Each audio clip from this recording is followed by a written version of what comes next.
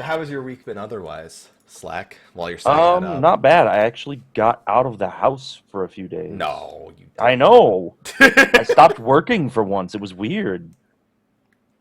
No, you didn't. I did. Stop, It's stop it. true. Stop lying. I went to a friend's birthday, or not birthday party. They were doing like an acclimation thing for their cats, so they wanted to have a board game kind of night with us and a bunch of their friends. Oh, that sounds fun. So we headed over there, hung out with two adorable, super sweet cats, and drank and played board games and made terrible, terrible racist jokes. That's how one of the board games. It's not like we just threw them out there just for fun. So you played Cards Against Humanity, it almost sounds No, like. actually, we played something where the object of the game is to... What happens is that the goal card, someone takes a golden card, and the goal of that card is to do an accent. And then you read off one of your cards. Yeah. Racism screamed all over it. It's just begging for it, yeah. It was pretty great. All right, let me turn this down, and then I'll basically be ready. Yeah, let's go with that. Stop preview. My screen real estate is non-existent. I have no room. Yeah, Gene Wilder died today. Yeah, I'm actually very, very, very upset about that, because just last night I found out someone else, just some random person that I knew from the internet, also died in like the worst possible situation. And then today Gene Wilder passed, and I'm pretty heartbroken about that. Yep. It makes me really want to find the golden kappa, because it's like finding the golden ticket. Yeah. In his honor, it needs to happen.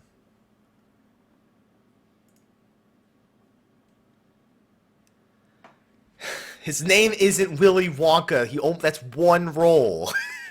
He's not only Willy Wonka. Yes, Gene Wilder did play a Willy Wonka. That is not incorrect, but that he was not just Willy Wonka. I'm pretty sure that it wasn't Gene Wilder in all those Sweet Tart commercials. Oh, this is good. I'm already having dropped frame. How? I know. I that. saw. I saw you had him on Zoom. I'm well aware. I was just gonna comment on it. Oh, that's what is going on. I hadn't had him before I went live, did I? No. Good. It might just be that initial hiccup of you going live. I was hoping so, but it was still happening a second ago. It's still... Okay. No, that's the first time it happened. I didn't see it happen before. All right, I'm probably going to have some more here in a second. See, somebody said Willy Wonka died, and then someone's like, Johnny Depp died? It's like, no! See? That's why we can't do this. No, the inferior Willy Wonka did not die. Johnny Depp, a.k.a. the inferior Willy Wonka. That's his name now. I'm having some major upload issues all of a sudden. This is weird.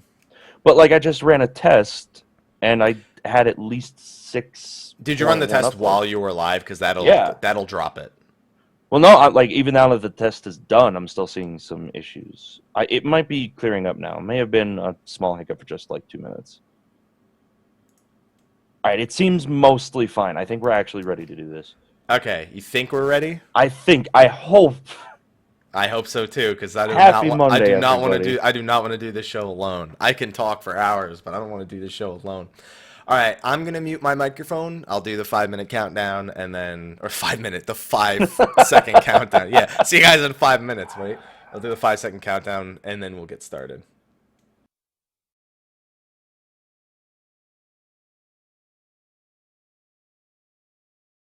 Hello, everyone, and welcome to Count Up Cast number 6. Number 6, if I'm not mistaken. I'm pretty sure last week was 5, if I'm not wrong. Ooh, man. I think you're right. On the spot! Don't throw me in the deep end like that. It's alright, I threw myself in the deep end. Anyway, despite being number 6, this week we're going to be talking about Final Fantasy VII. That is going to be where we start our conversations today, and we're going to have a lot to say. Kind of like last week where we talked about 6. We have a lot to say about Final Fantasy VII, considering how important it is to kind of the video game industry in its entirety, in all of history. There we go. So I am here Slack is here. That's our introductions for the day. But we're missing somebody today. Slack. Who is it that we're missing today? Is it Kate Sith?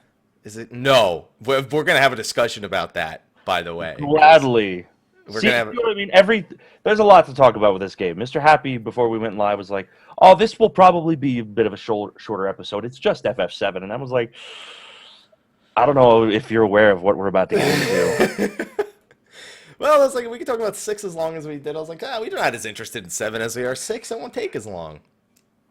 So yeah, we are missing Morag. At least temporarily, he might be missing the entire show. He didn't forget the show. He didn't sleep through the show, despite his ridiculous 7 a.m. to 7 a.m. streams for 7 and 8 recently.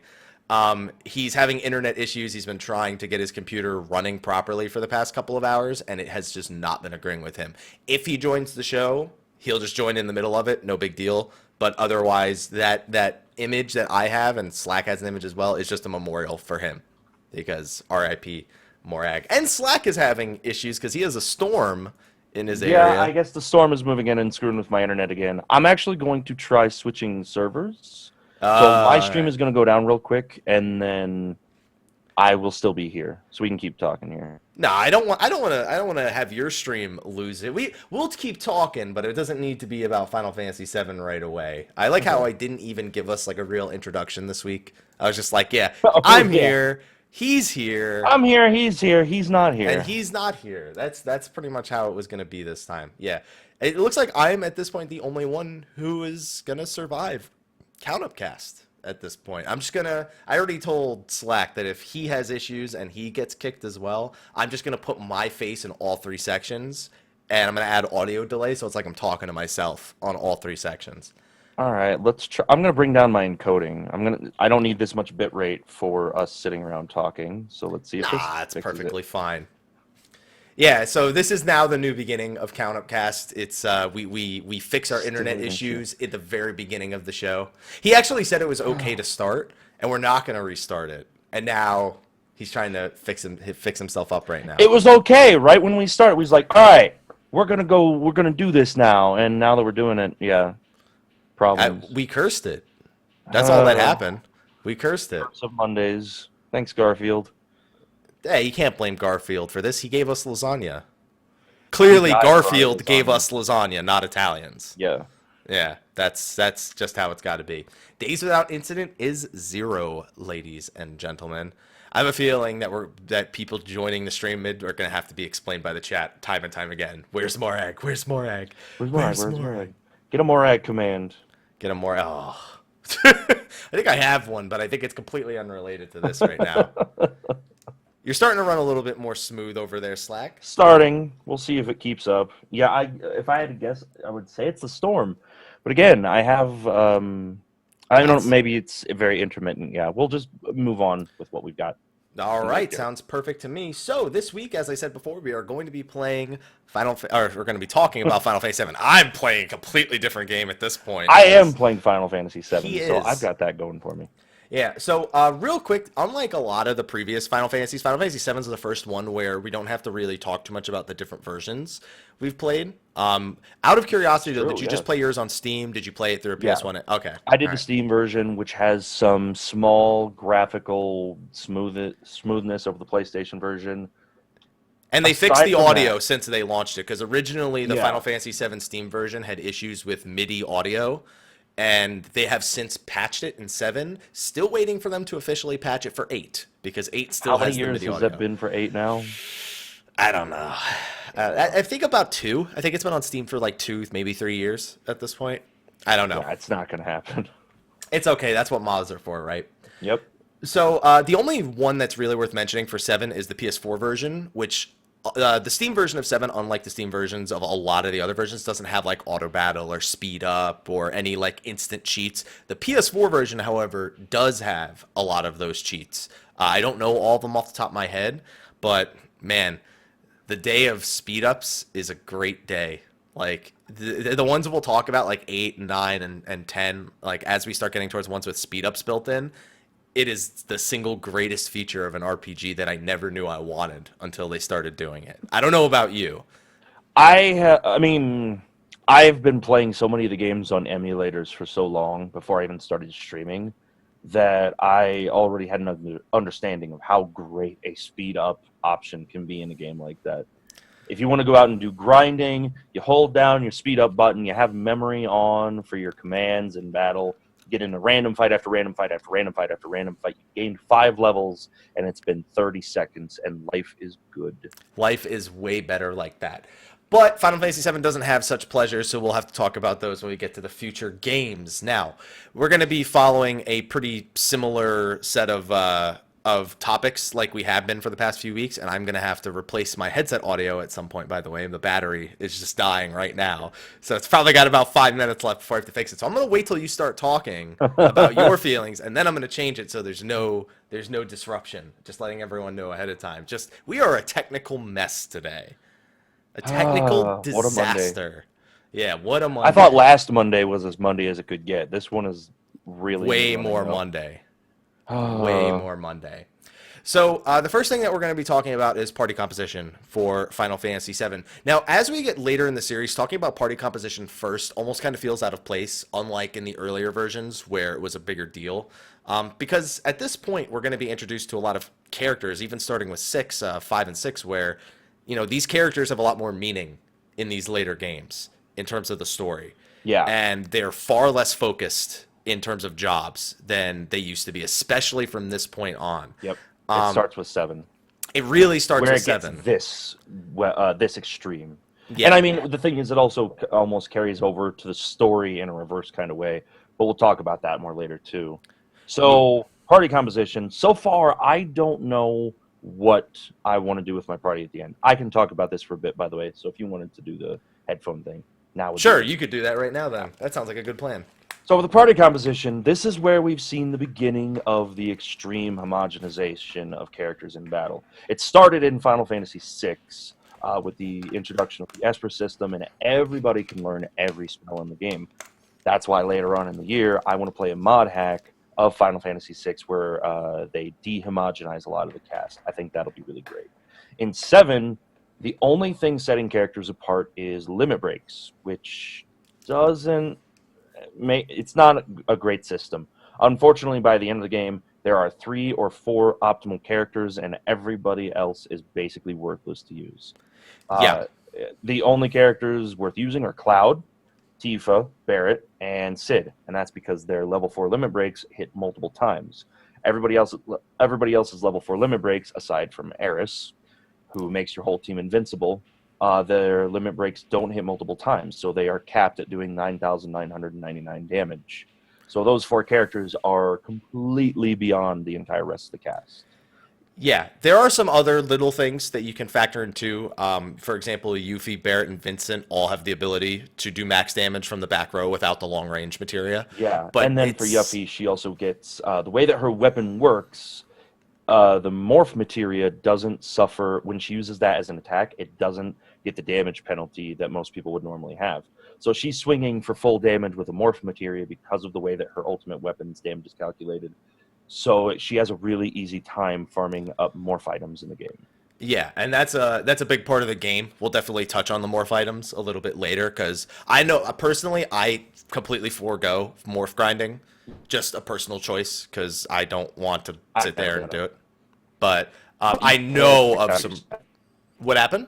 You can max out your stats. Yeah, you can essentially make your characters completely ridiculous the entire time. And yes, guys, Slack knows that his internet is occasionally going to fluff up. Yeah. All right. He knows. Don't worry about it. Just no panicking. I should be back now. Yeah, man. I can't even be as mad at Comcast today because I can understand it with a big storm moving in, messing things up a little bit. So that happens. So for my party composition, I'm actually not going to use most of those characters. I'm not going to use Cid. I'm not going to use Tifa. And I normally don't use Barrett, so I might still actually use him on my playthrough, but I haven't decided yet. Yeah. So right now, my party is Vincent, and Yuffie, I think. Hey, that's exactly what I used Oh because yeah, nice. well, Vincent's my favorite character personally, and the big thing about Vincent and Yuffie is that they are technically optional characters, even though in the Yeah, later Final Fantasy VII games, like the fact that they were optional in the original game is like completely null and void because they're present in all of them. Vincent even gets his own game. yeah. Like that's a whole. We don't need to talk about that. But anyway, yeah, Cloud, Yuffie, and Vincent ended up being my party. Yuffie I only used because I've never used her before, and Same for me. I just wanted to do that. And then Vincent's always been my favorite, even though he's not a great character. There's certain parts of the game where he's really good, but for the majority of it, he's really not that good of a character. Yeah. Just especially because of the way his limit break works His in limit break particular. works, yeah. So to play around his strengths, what I've done so far is I'm loading him up on summon materia, so that he's not losing a lot of strength because those only give you magic up, And max HP magic down. defense up, HP down, max MP up. So then what he'll do in a fight is he'll get into the fight, use a couple of his big summons, run his MP out very quickly, and then go into his limit break form and just go crazy with that. Yeah, and that's the big thing with his limit break is that outside of which form you go, he basically has 2 attacks per form. And once you've transformed him, he gets a full heal, which is really nice. But he otherwise just, it's completely random whether he's going to use his best attack or a slightly weaker attack. And none of the attacks are that special in any way, shape, and form. It's just sometimes it's nice because they're all really powerful at the midpoints in the Extremely game. powerful. Like each of the attacks hits about as hard as any other limit break is hitting, and he's got that going at all times. Yeah, It'd actually be really, really good. another very common thing you could do with Vincent is he has a weapon that has perfect accuracy. The sniper CR, so you can use Death Blow with that, which And I Death didn't Blow, realize. either you crit or you miss. And since he has 100% accuracy with it, it never misses. So he Yeah. basically guarantees himself a crit every single time he uses it. Another really strong point of his is with the sniper. Did you make advantage of that on your playthrough? For a very short time. Okay. He gets a different weapon that's more powerful that if you don't use Death Blow, Yeah. very shortly after that. So I The use one it for that gives maybe him like plus 15 magic or something? yeah. Yeah, So that's what I've got right now. I'm really mad that the game doesn't show you what other stats except for attack that the weapons influence. So like I have to keep going back into character menus, looking at their stats, memorizing them, and then equipping a different weapon and seeing what changes that has. yeah, Really annoying. that's a big thing. I've learned this about a lot of the Final Fantasies on that going forward is that I mean Final Fantasy has always kind of been about sort of hidden stats. Like some things are very clear and some things are always kind of left to interpretation. But Final Fantasy 7, 8, and 9, in my experience, really just give you all shit information about the weapons and the items that you're using. I don't know what it is that they just said, nah, leave it out. We Yeah. can't fit it in our game anymore. We can't tell you if this affects, especially when we get to night. God, I have a world of things to say about Final Fantasy 9. I see you looking at the storm. It's not going away. Yeah, I know. Well, it's starting to get worse. It's actually raining. I can now. tell it's hit. starting to get worse because I Yeah. could see your internet suffering from it. Uh-huh. Oh yeah, I can see it too. Glancing over here to see how my OBS upload is doing. Constant dipping down into the red. Yeah, that's It's all right. awesome. For a really long time, people used to watch slideshows, so you're good. Yeah. Some people are from that day and age, so you'll be okay. Is there any character you just outright hate? A lot of them, as a matter of fact. Combat-wise, I wish Barrett were a little bit better early on. He's got a gun arm, and yet about half of the weapons that you find for him are melee range weapons, which is really odd. Instead of him being the long-ranged character with a gun, Vincent is, but Vincent's also more geared towards being a spellcaster with his stats. And then Yuffie's shurikens are also long range. But Barrett, he gets like the cannonball arm, the atomic fist, or the rocket fist, which I don't know if that one's long range, the atomic scissors. And it's like, it's a gun arm, for God's sake, let him sit in the bag. Oh. But they look so cool. Because they actually change appearance on his character. They do. I do like that, which is really nice. Aside from that weirdness with Barrett, Kate Sith is an asshole as a character. So you want to know what's even more asshole about Kate Sith? What's that? That's not his name. It's Kochi. What? That's how his name is pronounced. Kochi. How is that supposed to be pronounced here? Kochi. It's like, does that translate into any kind of a name? I think they actually do in Advent Children. I think they do refer to him as. See, that's the thing. I don't think they ever refer to him as name in either Dirge of Cerberus or in Advent Children. But the origin of what the little black cat in, I think it's like a Scottish legend, is not pronounced Kate Sith. It's pronounced something along the lines of Kochi. Huh. Okay. But I believe in 7 they made it because it's spelled that way. Most people pronounce it that way. I think they eventually made it canon to call him Kate Sith. Yeah, because when they've retranslated like Final Fantasy VI, they have the Kate Sith as one of the Magicite in there. Originally, it was called Stray Cat, but in the retranslations, that's now Kate Sith as well. So, like, I mean, that spelling is correct. The spelling of that is still correct in the legend. It is still exactly the same, but the way it's pronounced is not phonetic at all. Essentially. Or we could just call him Reeve, and we have no issues, because that's who he actually is. Spoilers. The dude behind the cat is Reeve. A guy who gets no showtime until, like, the second disc, like late into the very second end of the disc. second disc, when you see him sitting with a group of people and he's got a remote control.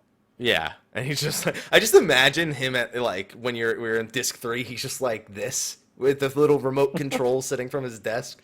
Just like, yeah, all right, yeah, go. Well, the best part is, does he still have control of the Kate Sith doll that he used to shrink down the black materia? I'd imagine he doesn't anymore because the entire thing was destroyed. But during that time, he has control of it. Because I guess, like, what happens, if you want to get into the science of it, what's happening is that he has to still be able to control it for a while. It's shrinking as the thing is shrinking. But then when it reaches critical mass, it actually has like a chemical reaction, and instead of just being a very tiny temple, it turns into a crystallized material.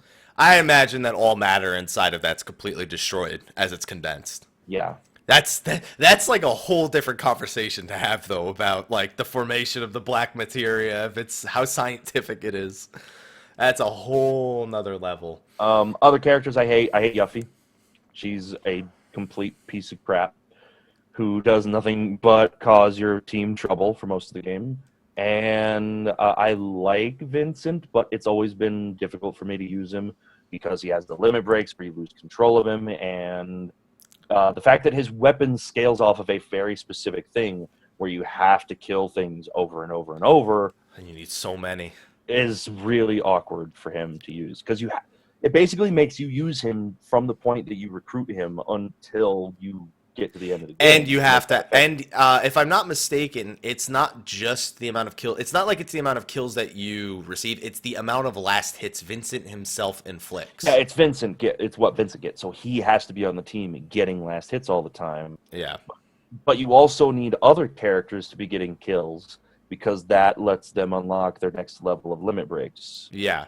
So it's he's very demanding. Yeah. Funny thing about Vincent, do you know how many, I don't know the exact number, do you know how many kills it takes for him to reach the glitched damage value? No. 65,535. 535. Okay, yeah, that makes sense. That's when the bites would roll over. Yeah, and for anyone who doesn't know what we're talking about, there's something in Final Fantasy VII that's abusable in some cases called negative damage, where essentially it creates an instant kill scenario for anyone who can reach those conditions. Barrett is very popular for being able to reach said conditions and one-shotting the weapons. And it just throws the game's calculations into complete flux, and it doesn't. And it's called damage overflow. That's another thing. Damage overflow into the negative.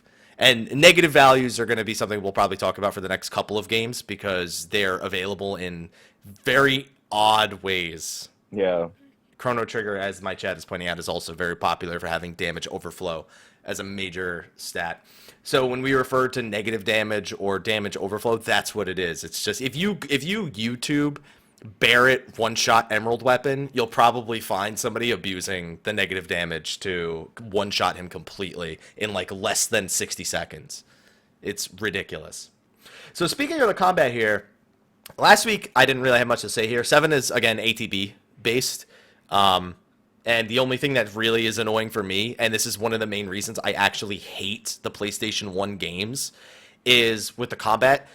They have these insanely long openings to the battles where they have to do all these fancy camera angles. They pan it down to show you the monster, pan it up your guy right in their face, and then zoom out to show the field, and then it starts the actual fight. Yeah, And then all of the enemy animations and even your ally animations are just they make them so either insanely long or there's an enemy I think right outside where you fight Vincent. I think it's called the Yin and the Yang. It's like a two-headed creature.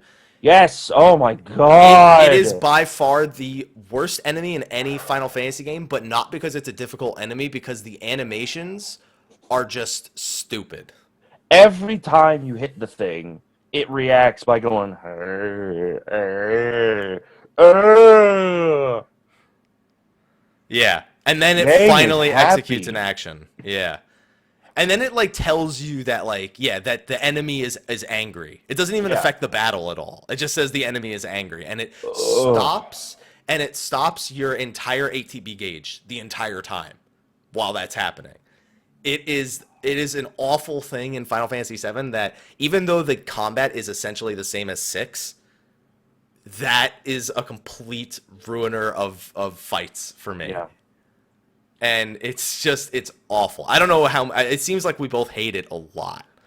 I don't. The only time it bothered me a super big amount was when against the Yin Yang fight.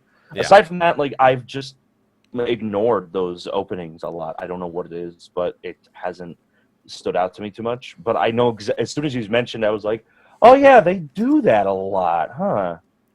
It's I'm ruins it just for trying me. to think of some of the other stuff that they do here. For the first time, we have ATB freezing during big spells and actions. Yeah. Instead, so like in Final Fantasy VI, if you activated Bum Rush, for example, all of the other characters' abilities would still be like their bars would still be filling up, and then you could get to them. You could input a command for them to do, and then it would go into their turn. I think we continue to see that for ATB going forward, with it freezing more often. It happens during summons. We see the introduction, speaking of things freezing battles, we see the introduction of big summon animations. Very elaborate things being done with summons now. Oh yeah, they go completely ham. We'll be talking about some summons nights a little bit later. This game is incredibly impressive when it comes to the summons. Even the very first summon in the game is quite impressive compared to what we've seen in the previous games.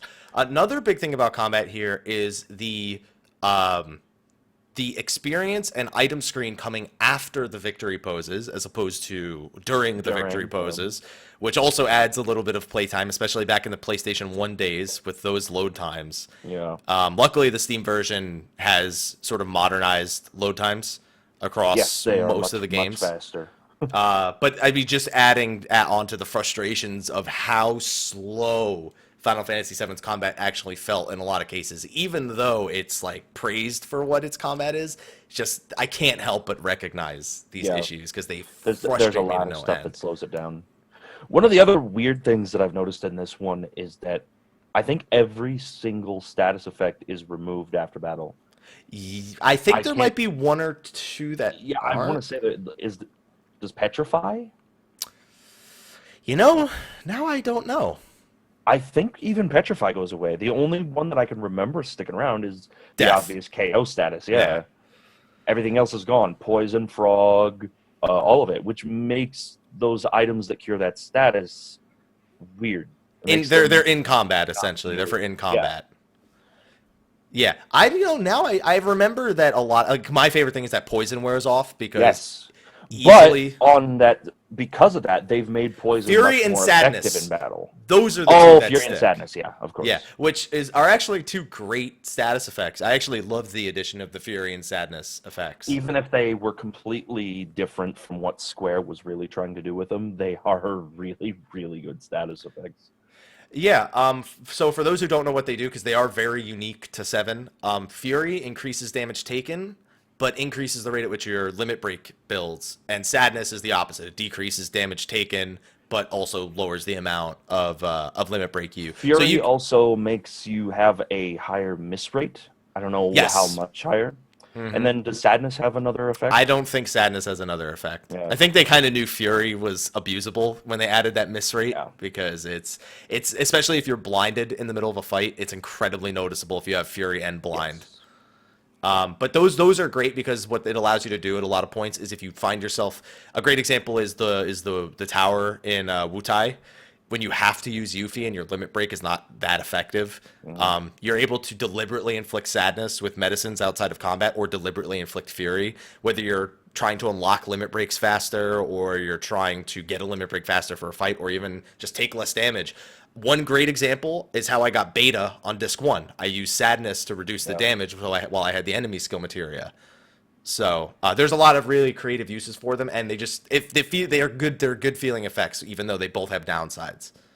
And I wish we'd see these effects more in the later games, but we don't. Something that's extreme that, like you said, it's a feel good thing where Yeah, you use it and you're just like, this is awesome. This is completely game changing from this item. yeah. I do miss Fury and Sadness. Those were great for my playthrough. But is there anything else combat-wise? I think we touched on the slowdowns enough. We've taken about as long as one Knights of the Round summon to talk about this. Man, we see there's a lot of stuff done with the materia. I guess the materia system in general. Hmm. Do we want to save that for something else or do it now? We get to save that for progression of the game because Okay, I've yeah. wrote out a whole huge materia section because there's a lot to say about materia when it comes to this game. So we'll touch on the story next because Final Fantasy VII. We talked about how 6 is very often praised for its story elements. 7, while it's a much more focused story and it has different moments for all the, it still has different moments for all the characters like 6 did, just not to the same degree necessarily. And it is praised for being one of the most sort of, I don't want to say praised for being the best Final Fantasy, but it's praised for being the best Final Fantasy by the majority of like the gaming Yeah, industry. this was the first Final Fantasy for a lot of people, their first exposure to this. And because of that, the game, the way that it tells its story, the way that it does a lot of things became a, not just a genre standard, but an industry standard. Yeah. We see the introduction of epic storytelling, and it does a lot of things very differently from 6. It transitions away from what I feel like is a very character-driven story and a character-driven game and plot, and instead we have much weaker characters in 7, and we have a much stronger overarching epic plot to save the world. And it has an actual like deliberate main character. Like they Yeah, want you to focus around the story of Cloud Strife and his allies. yeah. And what's weird about this is that his character is not, he doesn't have a strong character throughout most of the game. And he's like the, it's funny because he's the weakest, I would say, so far of the main characters.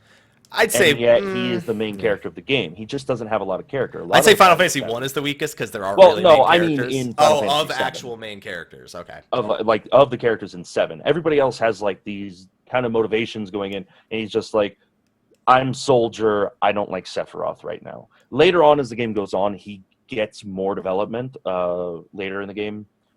But for part 1, a lot of the time they're just like, Cloud, go do this, and he's like, Hey, that sounds like okay, every MMO ever. It's like, yeah, I guess I'm a savior. yeah, I'm a savior yeah. of the world, but sure, He I'll go hasn't catch had a some lot of fish. his moment. He talks about there's the calm moment, but then you later find out that that's all silly.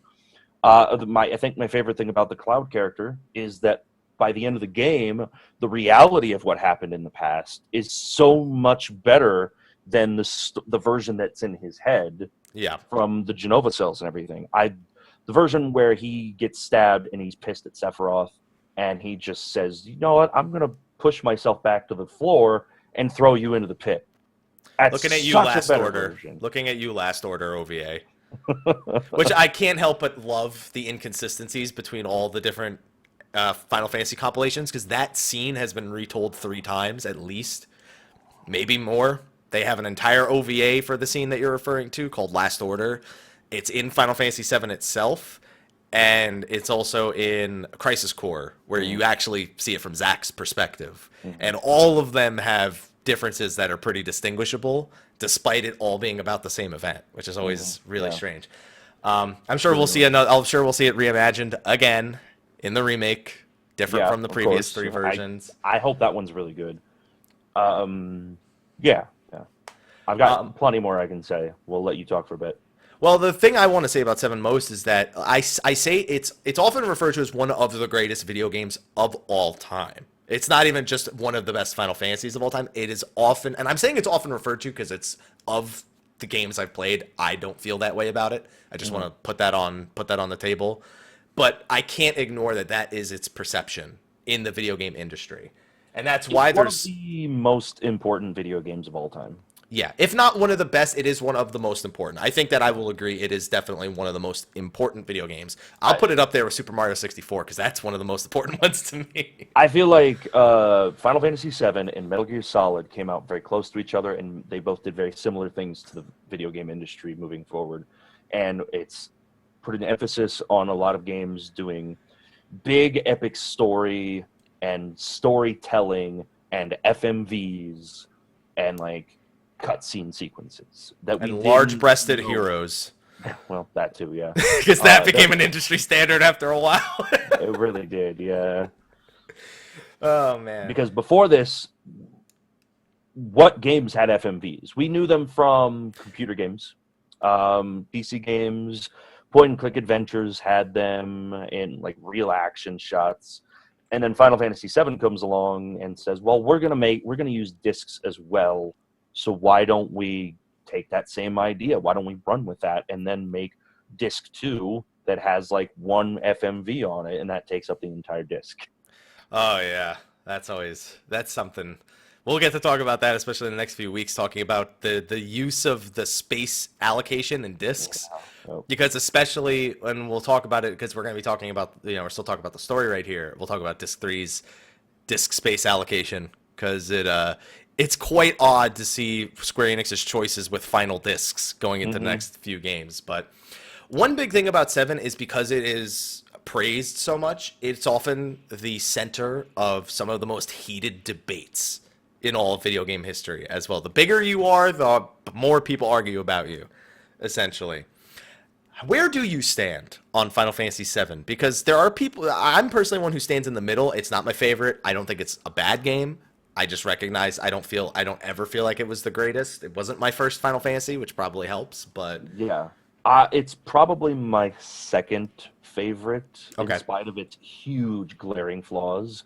When I played it last year, last January, I went into it for the first time knowing, I mean, it had been probably a decade since I'd last played it, if not more. And I went into it knowing the theory. It's not even a theory. It is a confirmed thing about what's actually happening during the game. And I didn't know this growing up. And so I found out about how you're actually chasing Jenova throughout the entire game. not Sephiroth. Yeah. It's Jenova. There's a scene around the time at the North Crater, or whatever it's called when you first get there, when you're before you see Sephiroth, the actual Sephiroth for the first time, up in his crystal. And someone mentions that something about Jenova being able to take other forms and manipulating people, and that was Jenova's MO. And they just touch on it very lightly, and then they move on from it. And it's one of those small hints in the game that actually tells you what's going on. There's another one where right after Aerith is killed, that when you finish the fight, there's a black screen with text on it afterwards. Right before the fight, Sephiroth says, "Because you are," and then he stops. And then he jumps away and you fight Jenova. And then after the fight, instead of it being Sephiroth saying that, they have Jenova, "Because you are a puppet."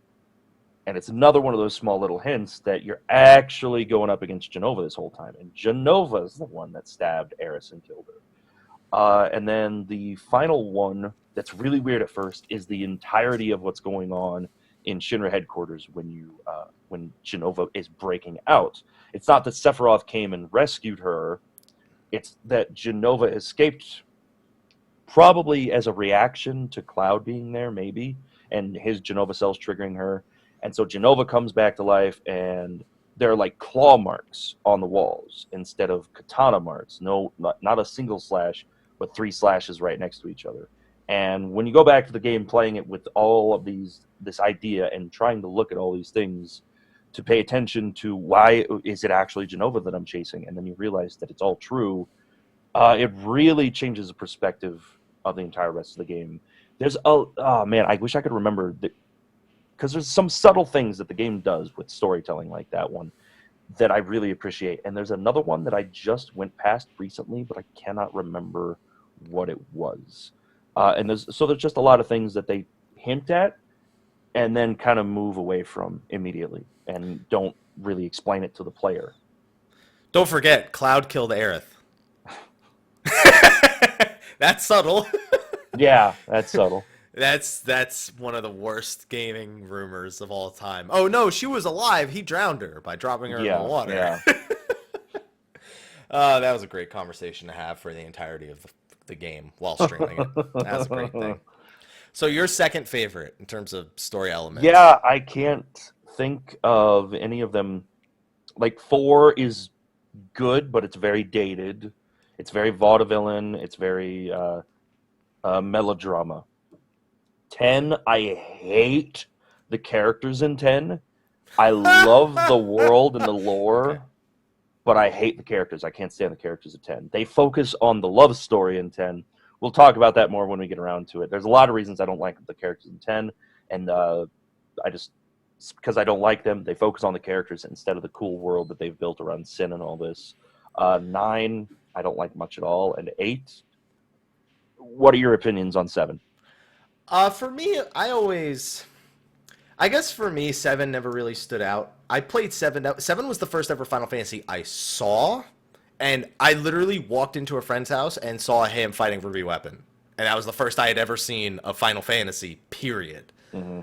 And I was like, oh, that's really cool. I didn't even ask him, like, what. He was just like, it's Final Fantasy. He didn't even tell me it was 7. And I went home, and it was almost Christmas time, and I was like, hey, Mom, Dad, can you guys get me this game called Final Fantasy? And they got me 8. So 8 was the first one I actually ended up playing. So I played, I think it was 8, 7, 9 as, like, my first 3 games, and then I got Anthology and played through 5 and 6. And then like, 2-3 years ago, I finally played through 1 through 4. And it never really stood out as, like, that impressive of a game. I was always so bothered by a lot of the technical things that the game wasn't able to do because it was in that weird transition from 2-dimensional to 3-dimensional. So there's just a lot of, like, it never grasped me. Like, for example, when I played 10, I actually love 10. It's probably the Final Fantasy I've spent the most time playing, other than monster hunting / catching will do that. Yeah, I mean, that's a big reason. But I also have voluntarily done that 3 or 4 times in my life. That's that crazy. Huge. Don't worry, with the speed ups and the Steam version, it's great. But it's amazing. Trust me. But with 7, it's always kind of just been middle of the pack for me. It's not a story I don't like. It's not a story that I love. It's just something that I can enjoy anytime without going too crazy, fanboyish, which I personally prefer. 6, I'll full out fanboy every time. But 7, I will always it just always stays in the middle of the road. And you were talking about Sephiroth a lot. He's actually a big reason why a lot of people love it. And I know you say it's Jenova, but most people just take it at face value and it's Sephiroth. Yeah, exactly. Right? It's hard not to. Yeah, the way that the game presents it all. And I mean, to build on that further, I feel like Sephiroth is like controlling Jenova from the creator. He's been in the live stream a bunch. That's how he kind of survived. He's in the crystal. He's meditating. He's got Jenova cells. He's probably got the power to influence her and to be guiding her. Kind of like what he's doing with the whole reunion. Yeah, that was a nice thunderbolt there. Oh, I didn't even hear it. But he's pretty messed up in the head, but in a much different way than Kefka. Like, Kefka's like a maniacal maniac, whereas Sephiroth's just like, he kind of shares Cloud's story in a sense, where he believes his life is one way, and then one day he finds out it's nothing what he thought it was, and it throws him off the deep end. Whereas Cloud, it throws him off the deep end, but he comes back from it because he has people around him. He's not isolated like Sephiroth was. Yeah. Where does he stack up for you villain-wise? Whether or not you're going to refer to him or Jenova entirely, since you could almost consider them one entity. I kind of think of him as the mastermind of the whole thing.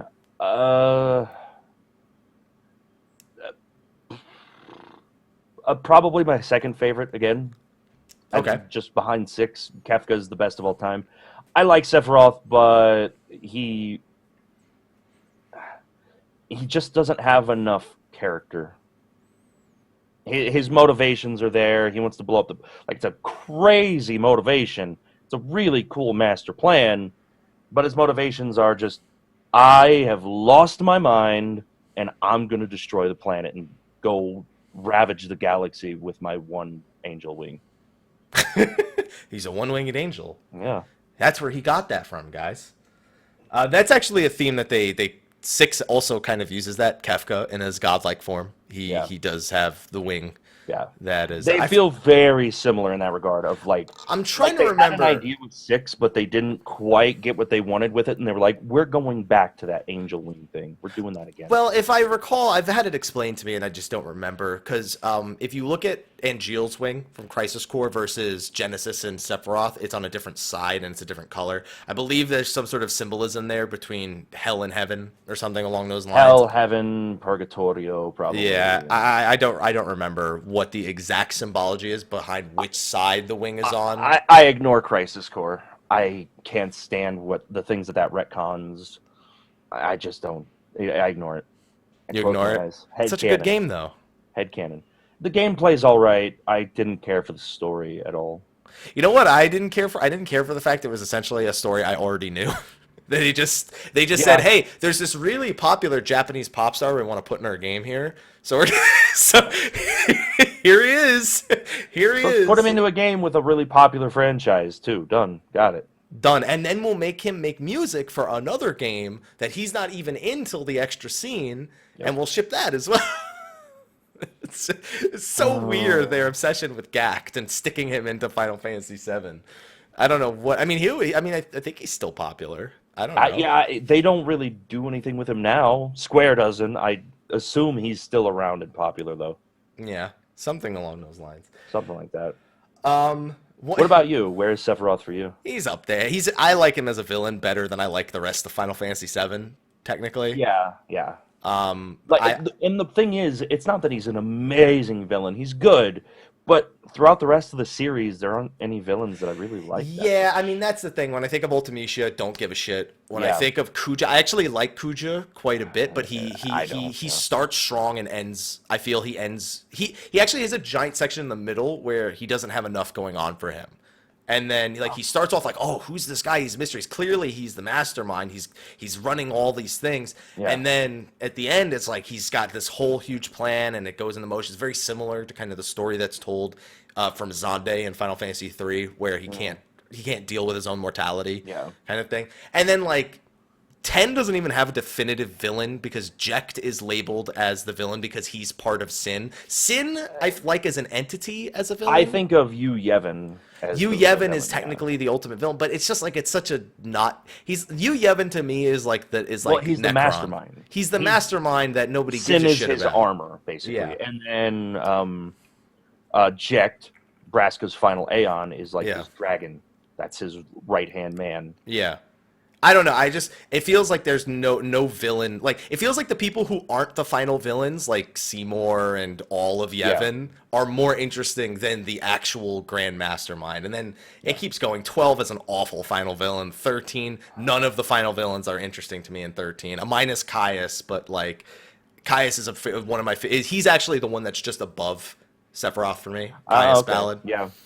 I'm looking forward to getting around to 13 too later on here. Yeah. But then 13.3, I could not give two shits about the villains of 13 and 13.3. 13.2 I like, but I don't care about the other ones.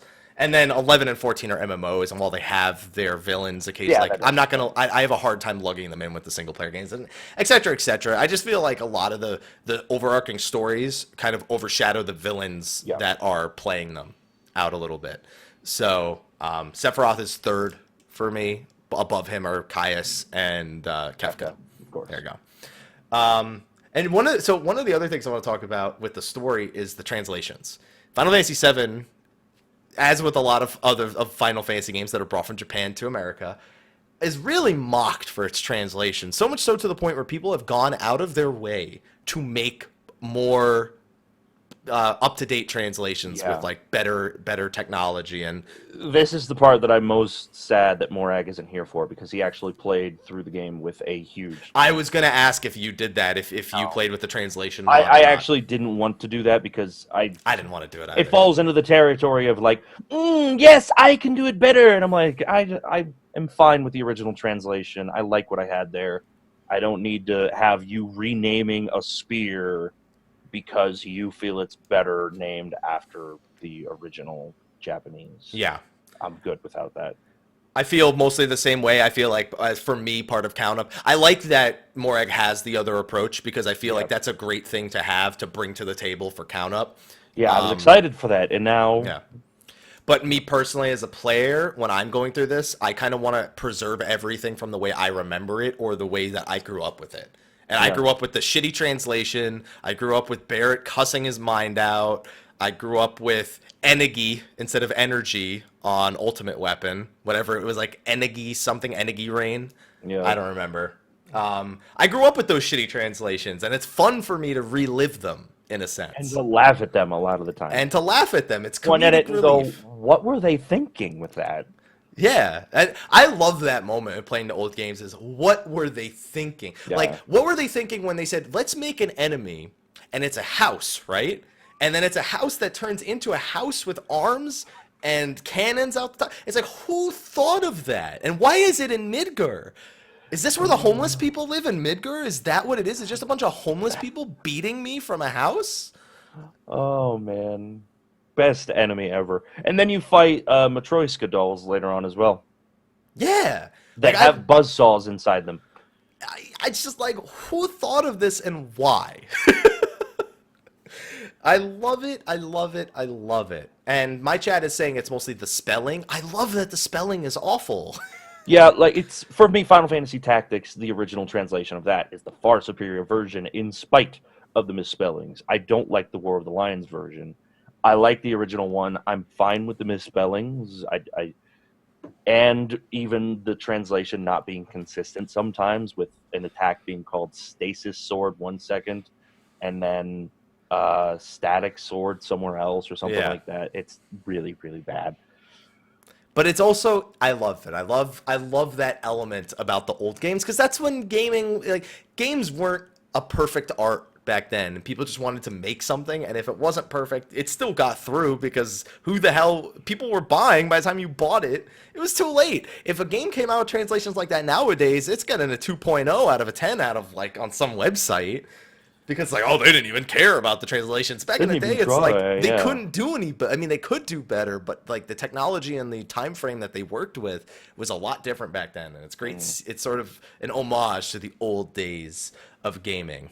We Want You Come from Final Fantasy II is not a mistranslation, I know. That's really sad. We Want You Come is actually the way the character speaks. That's a funny thing. Yeah, those are good memories. God. Oh, God, I forgot about him in 2. Yeah, Why? we Why want did you talk come. like We want you come. I love things like that. I thought it was a mistranslation, but it was still great.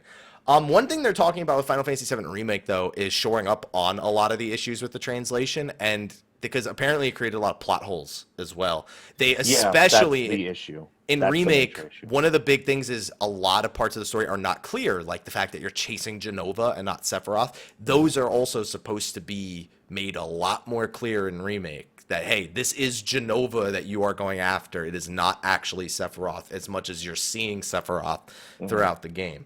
Do we like that that's kind of one of the major approaches they're taking, or would you kind of prefer that they just literally leave as is and then just update the graphics and everything? I feel both ways about it. Like I said, one of the things I really liked about the story of 7 is that when you know these things, when you know that you're chasing Jenova, it adds a lot to the game. When you don't know it, so if you never find out about it, the subtlety is completely lost at that point. The subtlety loses all meaning to the player, to the story being told.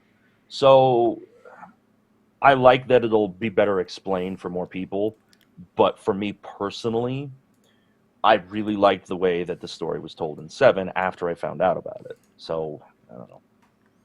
You like the subtle hints without the clear explanation, because it made you think. Yeah, because, I mean, for a lot of the game, you don't really know whether Cloud really is just a puppet or not, whether he is just an experiment. You actually have to do some research into the game, read some of the files, find out about the backstory to find out what really happened to Cloud, and find out that no, he wasn't a puppet. He's still himself, but he had Jenova cells in him that were making him easy to manipulate.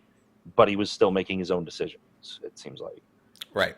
The other thing that isn't explained very well, I remembered it. This is what I was trying to bring up earlier, is that we have in the Temple of Ancients, when you go down and when you see Sephiroth there for the first time, Sephiroth, Right. and you're right outside the Black Materia, you're right next to it before the Red Dragon fight, and when Sephiroth is moving around, he's got these like after image effects on him, and he's moving very slow and sluggishly.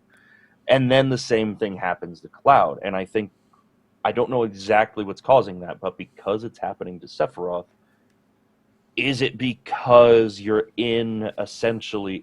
inside a materia, it's dripping with magic of the ancients, and because of that, it has an effect on Sephiroth, and it's like causing the illusion to, like, tearing it down a little bit from Sephiroth and weakening Jenova's magic or whatever it is that she does to look like Sephiroth all the time. And then once his Jenova cells get activated, after Sephiroth flies through you and activates Cloud's Jenova cells and trips him out, he starts moving really slow and sluggishly and being weird. Is it the same kind of thing? Is it because his Jenova cells are active and they're interacting with the magic of the Temple of the Ancients, or what? Like, what's going on there? It's just weird stuff with Sephiroth that they don't ever try to explain whatsoever. Yeah, there's a lot missing, and I hope that we can touch on that in Remake. I hope some of it gets explained, yeah. Well, luckily we get to explain a lot of things ourselves, because now we get to talk about progressing through Final Fantasy VII, which is something that is one of my favorite parts of 7, is the means through which you progress through the game.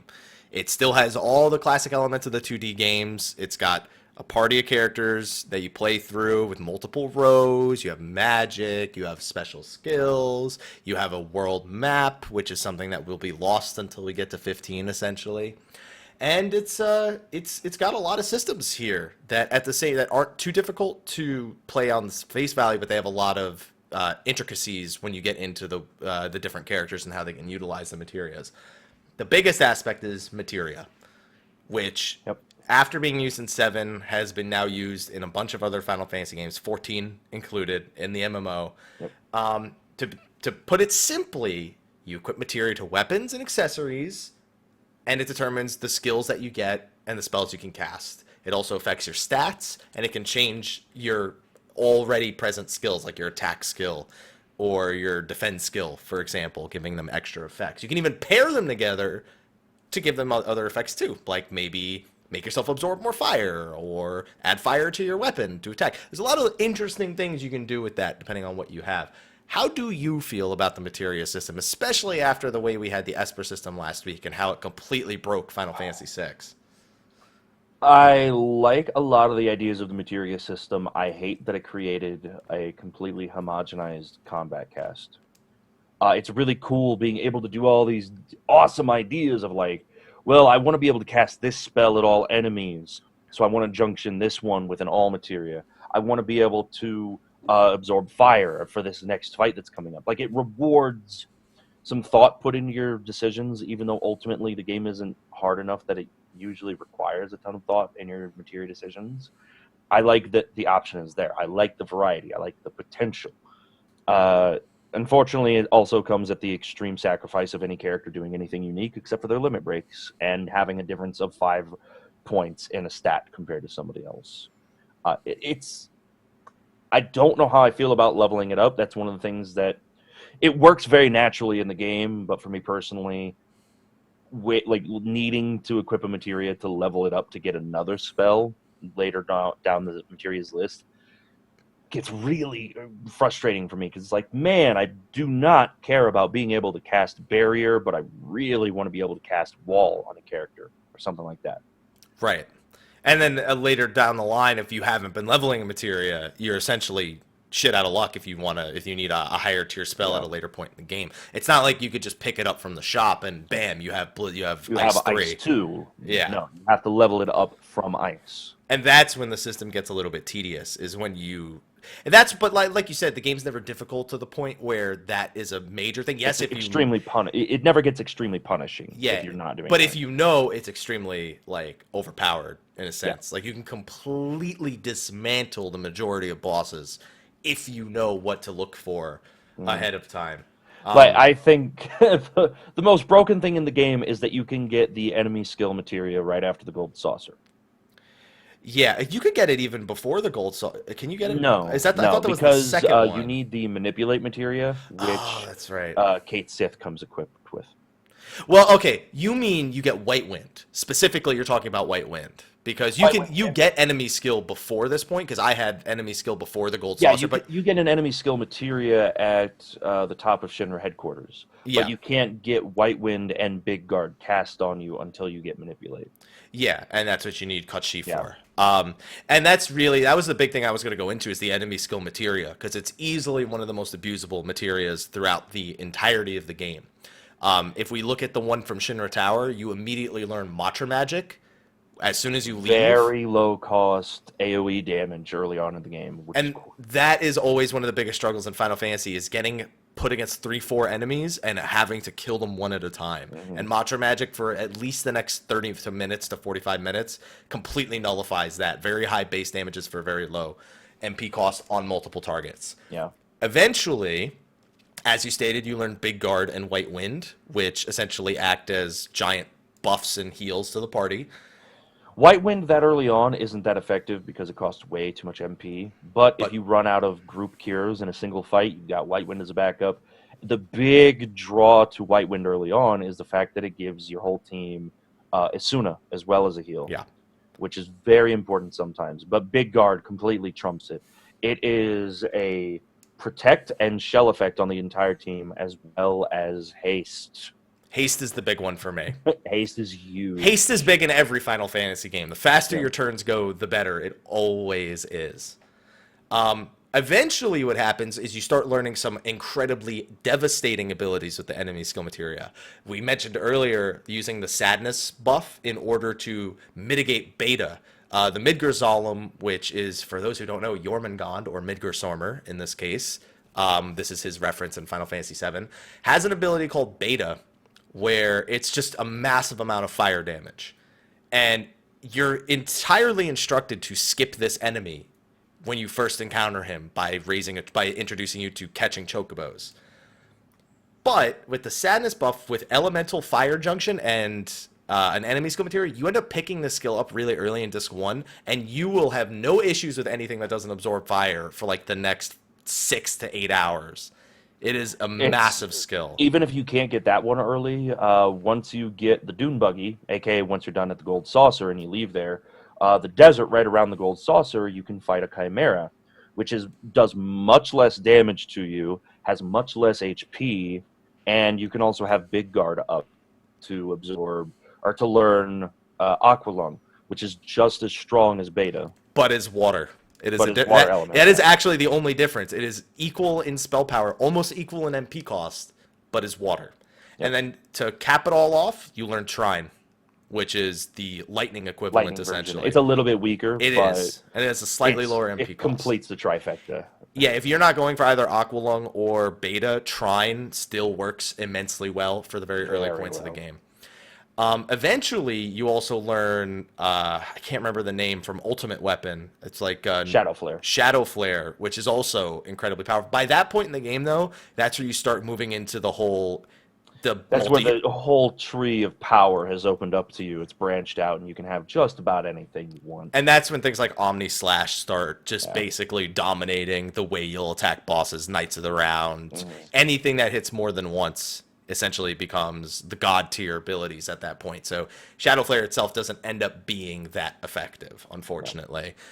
But it's still, I mean, having 4 enemy skill materials just straight, and it doesn't have any sort of negative status effects like a lot of other magic materials. It doesn't have any stat bonuses or stat detractors attached to it like you'll see on all of the green materia, the summon materia, all of that. And that was a big thing when I was young. I barely paid attention to that, and I was like, why do all my physical attacks suck? And it's because any character you want to actually give the majority of materia, their physical attacks just completely suffer from It having tanks them pretty hard, yeah. their HP tanks, their strength tanks. It's really unfortunate that if you want a character early on to be a physical attacker, they essentially have no materia equipped, and hence you're not leveling the materia that you may need later in the game. Yeah.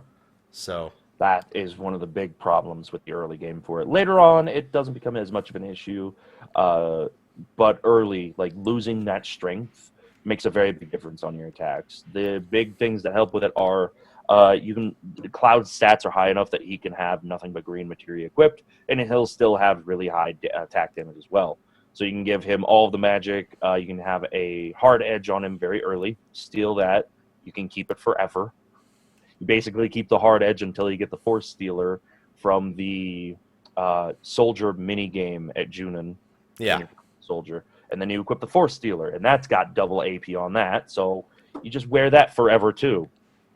That's another big thing that I kind of I feel like I glanced over personally when we were talking about the earlier Final Fantasies, is a lot of introduced ways to get items earlier, not necessarily exclusively, but get them so early, whether through stealing, which in 2 weeks 3 weeks I'll have a lot to say about stealing, or through mini games, which is, man, we'll talk about mini games in a little bit because 7 sometimes takes it a little overboard with mini games.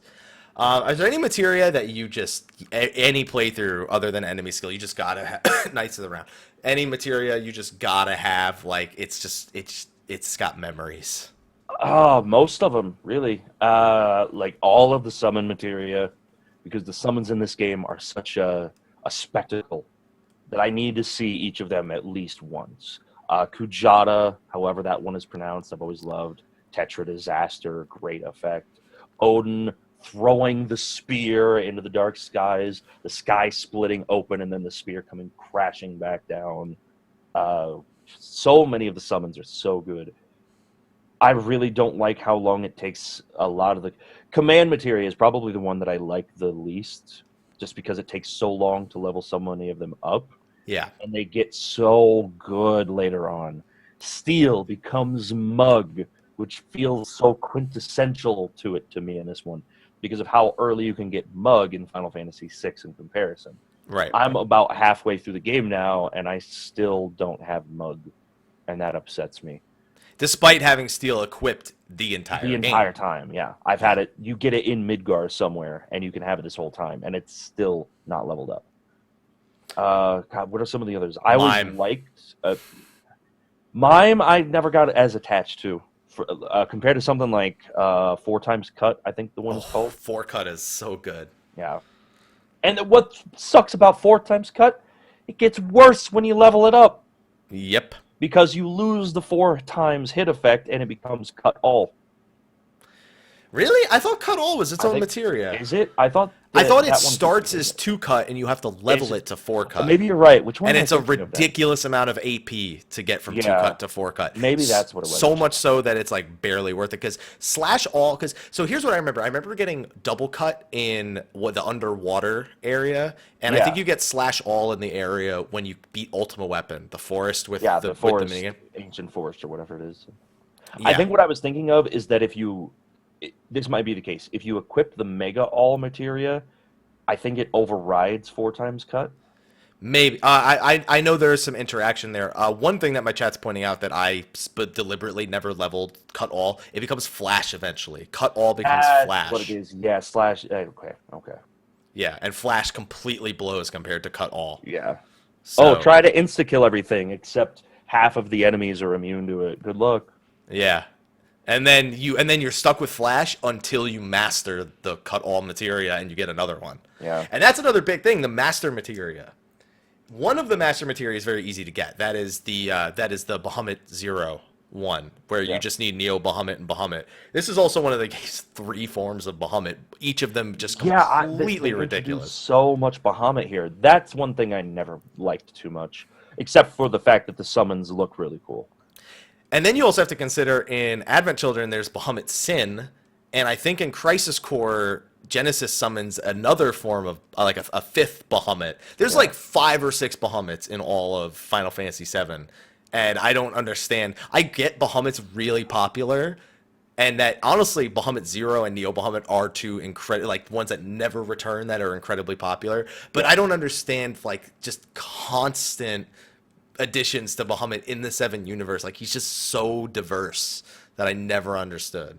I never understood why they did that. As Yeah, great that as was the really Bahamut weird. Sin fight is in Advent Children, Bahamut Fury in Crisis Core, that's the one. It's a little overboard. I feel Just by like a factor of 4. tiny bit. One thing while we're talking about the progression of the game, we talked about optional characters earlier. This is one of the games where most unsuspectedly a character it features the main character death.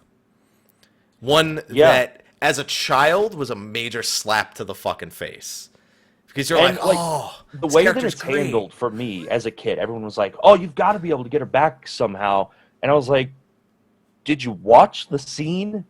She's dead. Yeah, she's It." gone, dude. She's lit. Yeah, Cloud drowned her. There's like that's it. There's not. He held her head under the water.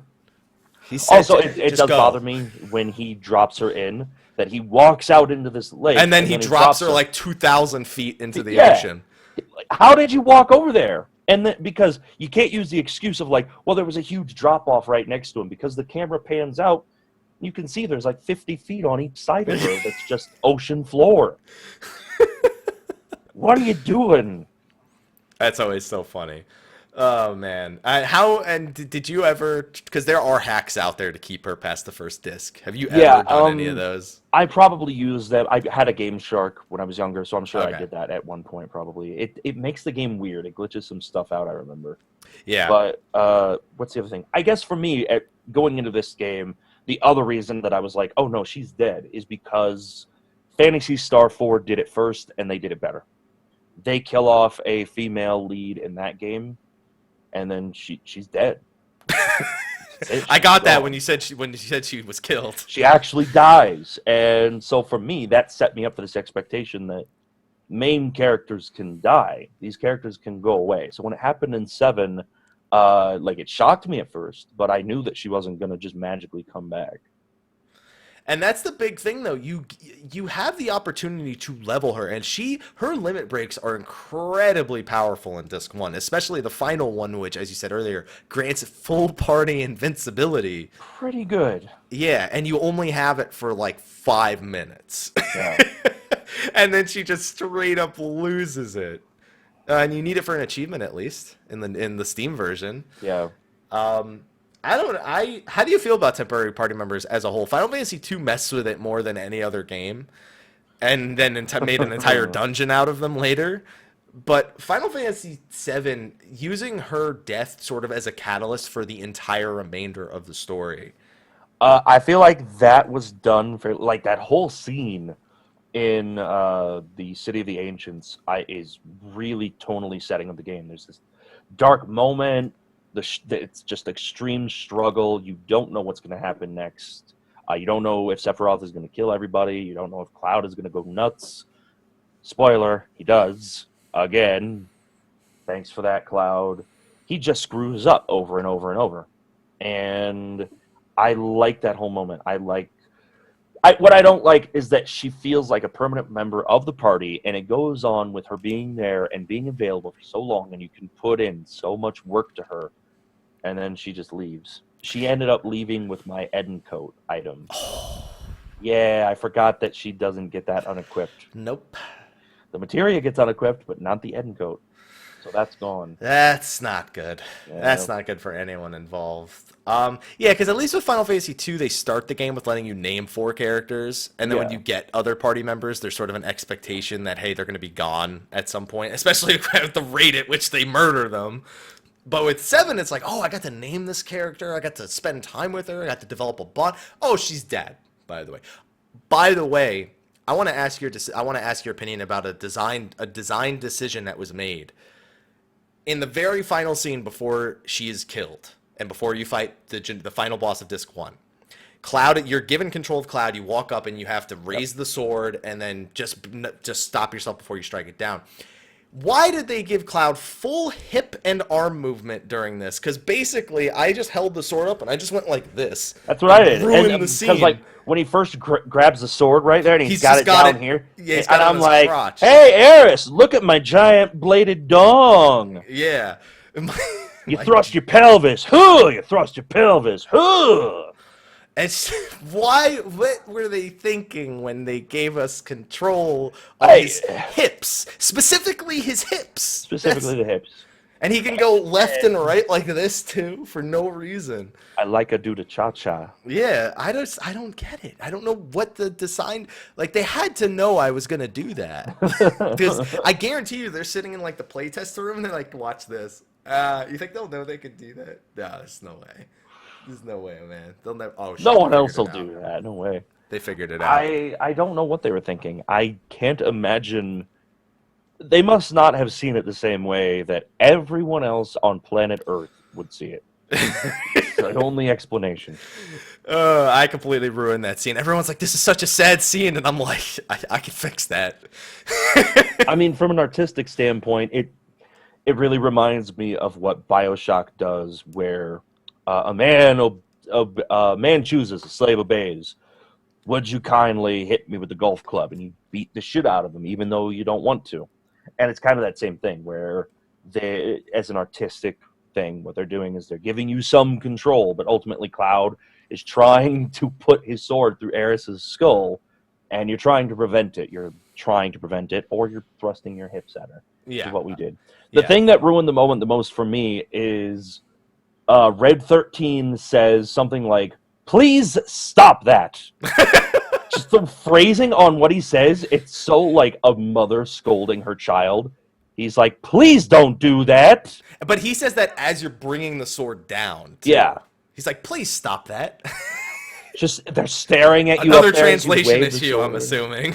Probably, yeah. They could have phrased that better. Yeah, slightly. Okay, on a lighter note, because going from the hip thrusting to this is clearly serious. Final Fantasy VII is known for having a lot of sequences with control like that, mostly in its mini games, where you have very different control of your character that's not traditional move around. Yeah. Something that was not really possible in most of the earlier Final Fantasies. Let's run through some of the mini games real quick. For Condor, bullshit. The entire Gold Saucer, like especially the Moogle story minigame one, like the Oh, I crane hate game. that one. I hate it too. But you get an achievement, I believe. Chocobo Racing, the Battle Arena, Squats, the puzzles like the Temple of the Ancients one where you have to go through the doors, or the one in the Shinra Tower where you have to figure out the password, or going through or having the 3 key cards and trying to get all the items and the thing. Like all the 7 does so many mini games like that. It's got so much Snowboarding. variety. It's what keeps the game fresh, Yeah. by far. No doubt about it. The mini game, the sheer variety of mini games make the game CPR. part of what it is. Forgot about Oh god, the CPR game is so bad. I was like, is she gonna die? You know what's funny? When I'm streaming that part, I go like this.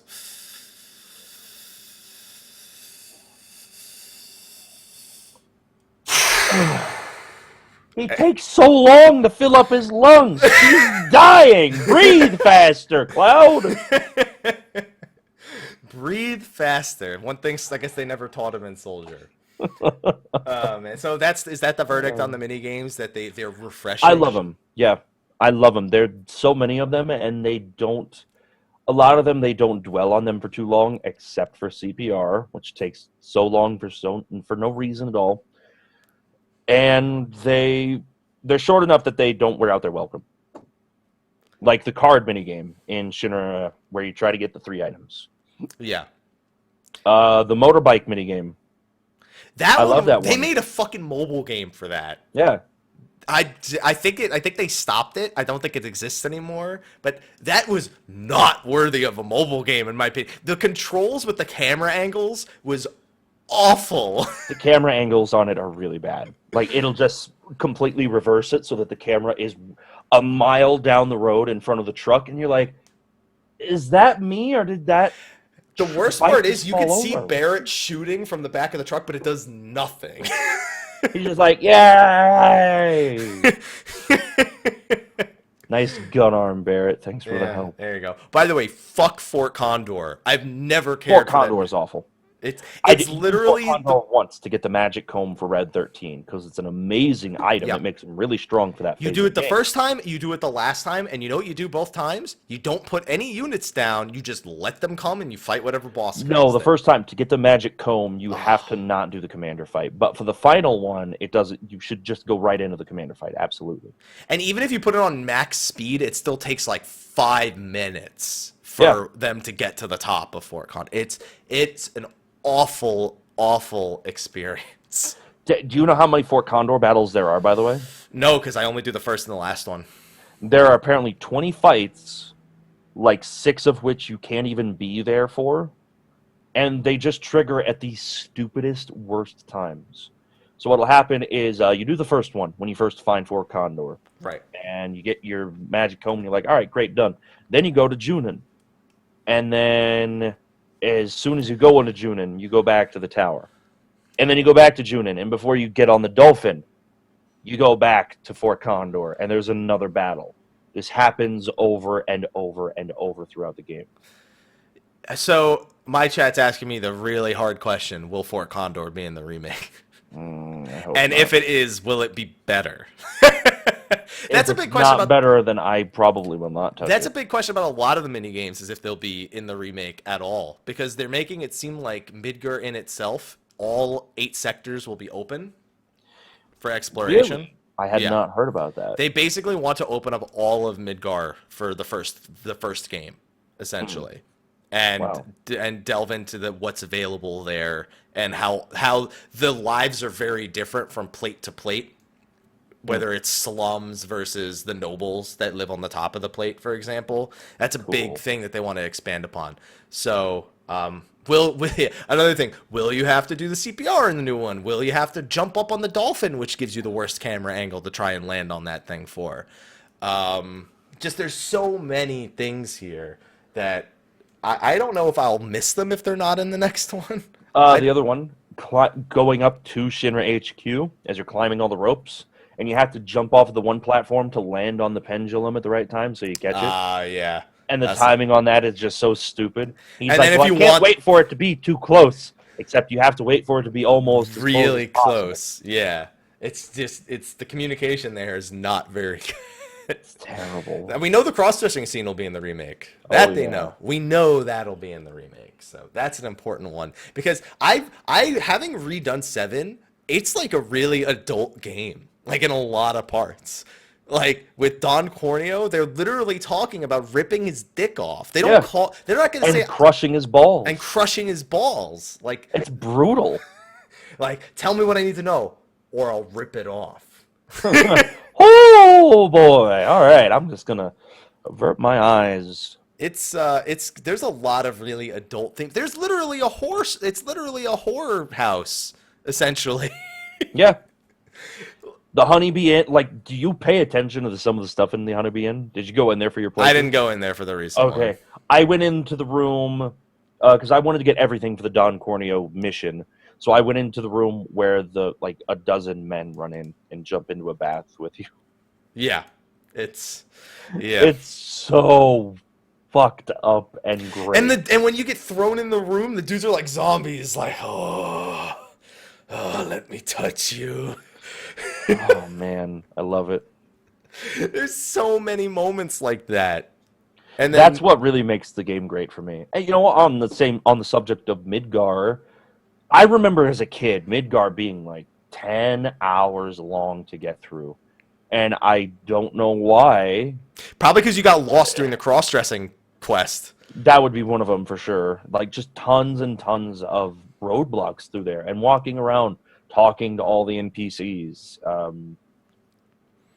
And then every other time I played it since, it's like, oh, I'm 3 hours in and I'm already out Through of Midgar. Midgar. Yeah, well, I mean, okay. at this point, you know all the because one other Yeah. big one is the minigames in Shinra Tower, climbing up the staircase, which better be in the remake. I better be able to go up that damn staircase in the remake, and I want to hear Yes, please. Barrett complaining the entire time, just like he is at that point.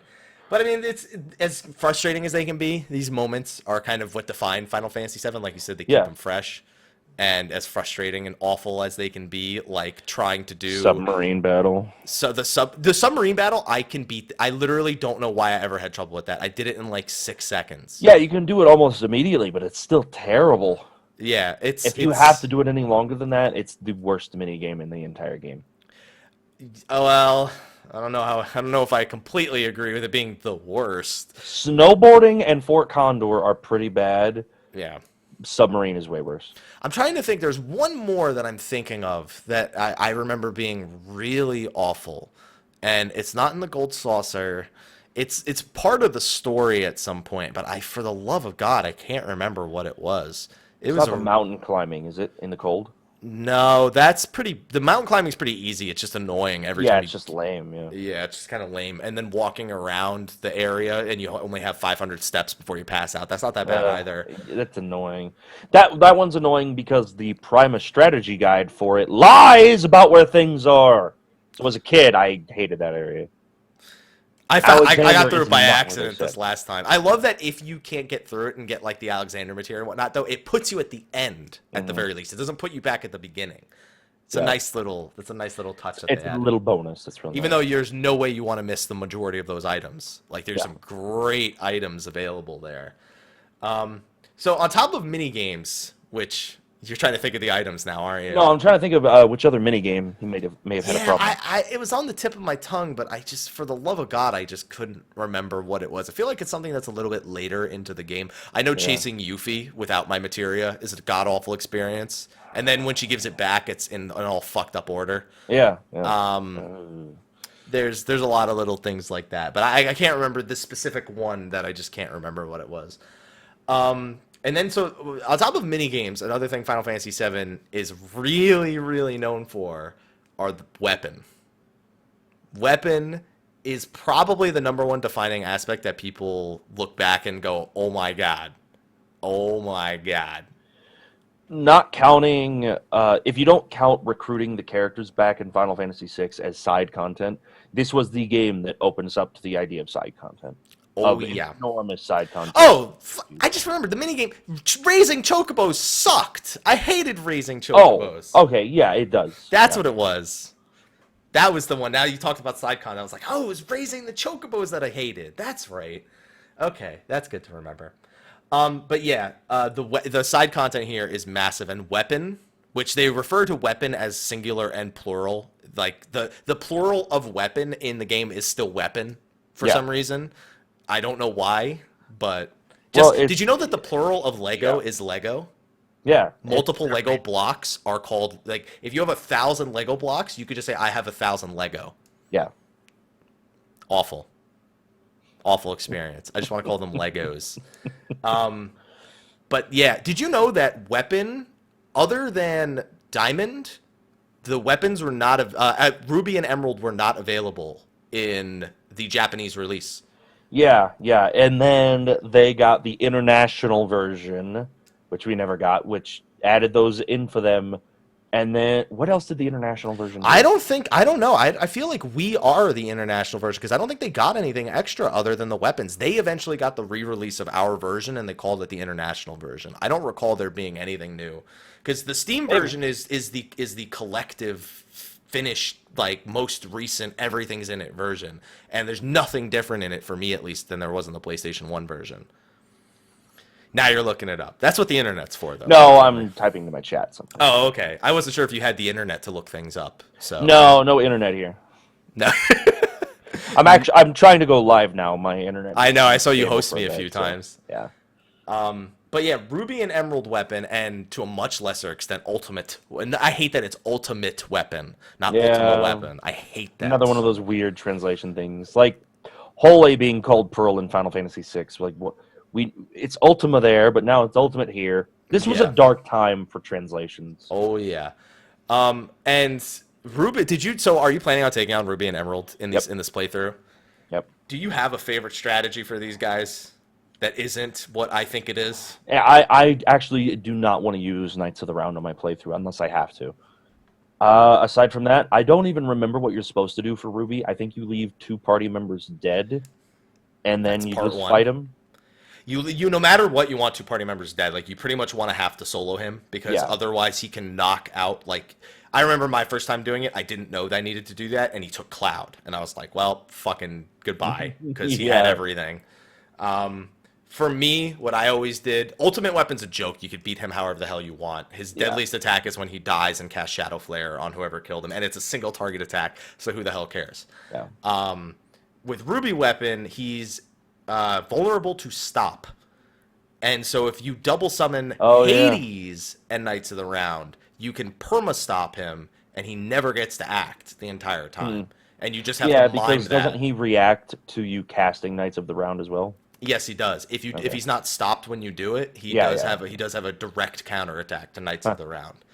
And Emerald weapon, I literally just Knights of the Round and mime on everyone. Mime. Just double Knights of the Round over and You over have again. the underwater materia because you probably run out of time before you kill I him. actually have never beaten Emerald weapon with the underwater material. I've Wow. only beaten him without it, and with the double summon Knights of the Round mime, it usually takes about 12 minutes. Yeah.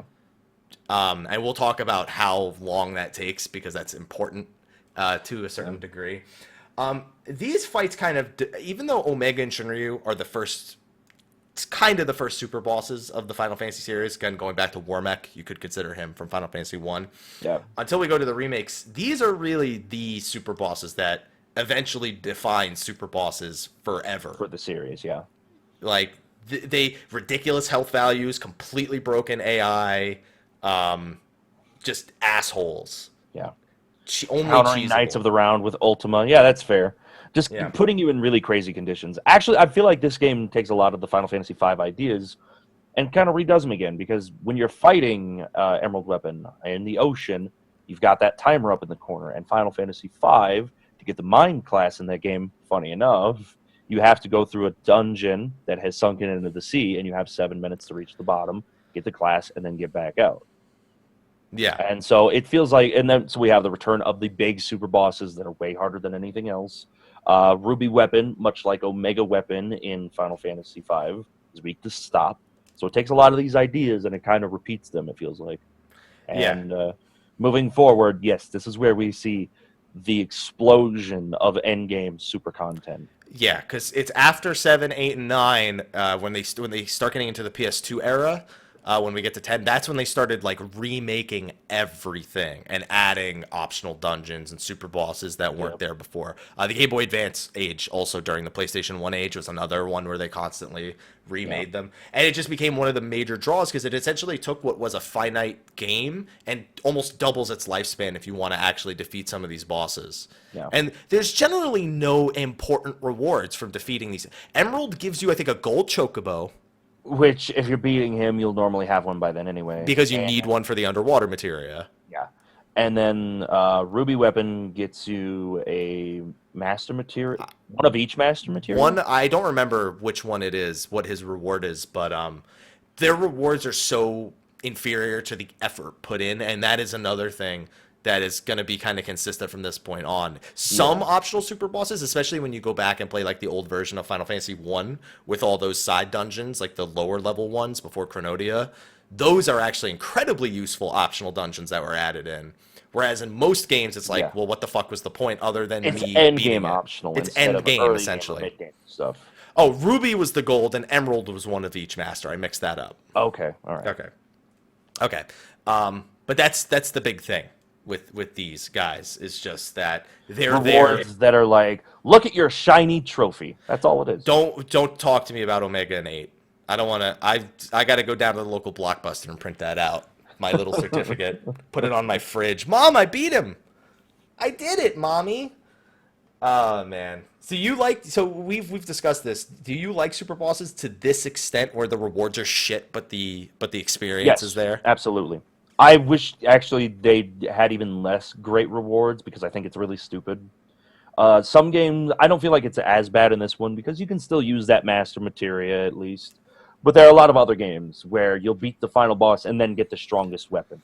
It's like, why are you giving me the strongest weapon? That's actually useful to kill the thing that I just killed. I'm not going to need it anywhere else. Having a master materia so that one character can cast all the spells is pretty sweet. But And like overall, I just like the idea of having the super bosses that take forever to grind up all this extra stuff to get to prepare for something much different from the final boss. Because especially again around this era, something of a dark era in some ways for the Final Fantasy series. Very bad for translation, and very fucking bad for animation final times. bosses and animation times. But the final bosses, huge disappointments. That was actually where I was gonna go next. Was right into Sephiroth, Jenova / Sephiroth, because I actually kind of like Jenova and Safer Sephiroth as final bosses more so than Kefka himself. Although the Tower of Gods itself is impressive, we talked about how Kefka himself is disappointing. Yeah. I actually rather like the Safer Sephiroth fight as well as Saber the Sephiroth Jenova is fight. cool. Did you do it with multiple party setup or the single party? Single party setup. All right. Yeah, I never. Anytime I'm given the option to use multiple parties or single party, I always go single party because I just don't care enough to have like backup characters and shit. Yeah. Backup so- materia in this one, It's- that makes yeah. it really rough here. I have to ask you a question. Did you know that Supernova is the longest attack animation in Final Fantasy history? At 2 Really? minutes, 2 minutes and 4 seconds. And can see that. And it does 15, and it's never lethal. On top No, of that, it sets you to critical status. it's one. You have 1/16 of your current health when it ends. It's followed by the boosted Eden. Arc. I was going to say Eden must be the runner-up then, yeah. Yeah, boosted Eden is the runner-up. Then Arc.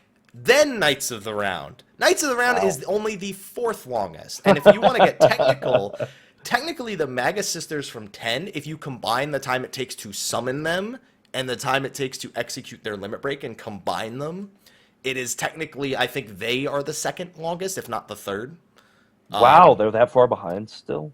Yeah, Wow. but the 2 minute and 4 seconds of Supernova is still to this day the longest attack animation in Final. Considering he goes through an entire galaxy, he destroys Pluto. It's not even a planet anymore.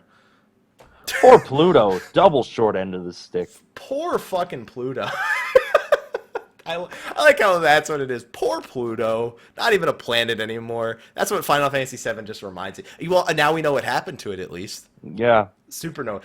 And I love the idea that Final Fantasy VII's Earth is in our solar system. It's our Earth, yeah. It's our Earth. It's in our solar system. I love that that's sort of the implication here.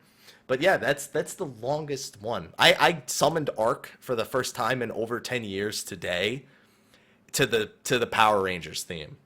And it was a great experience. I don't even remember what Arcs is like.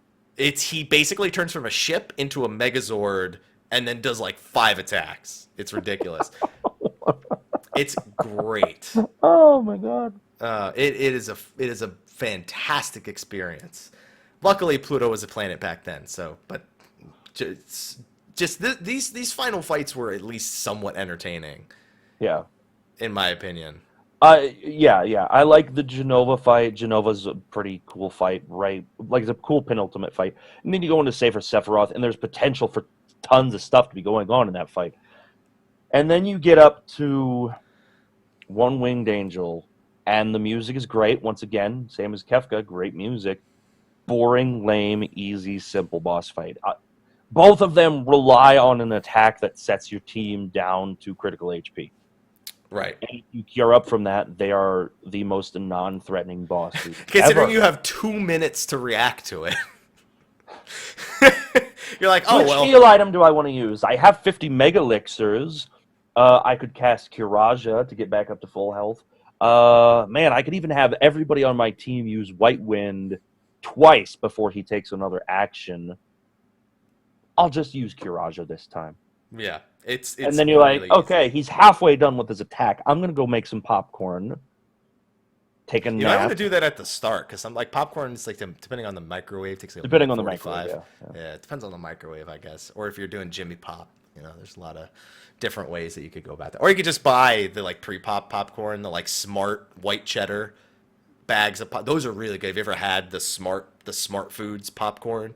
It's really good. You get the white cheddar, and all the kernels get stuck in your teeth. It's amazing. I used to buy Smart Food white cheddar popcorn. They were right next to the hot fries in middle school, and everyone loves hot fries. Don't say you don't love hot fries. You're still shaking your head no about the popcorn. All of it. You know what? All of it. That's white cheddar corn, boy. Pre-popped popcorn. What's wrong with you? It saves all that effort, and you don't have to worry about if the bag starts burning, and then you got like a million kernels unpopped at the bottom. If the bag is burning, you've got bigger problems. Like well, a sometimes microwave not all that's the trying to kernels are kill you. popped, but the bag is burning at the same time. It's like it's a horrible distribution of heat, which we really need to work on at some point. That's how I feel. The technology should be there by now, and it's not. We need better popping bags for popcorn. And honestly, I think I could pop a bag of popcorn in 2 minutes, 4 seconds and call it Supernova. Oh, for sure. Yeah, I think it's about 90 seconds on my microwave. Yeah, that should do it. And then that I could go on for ages, but like that again, all of these things kind of come together and define 7. The big question is remake. How much of it survives?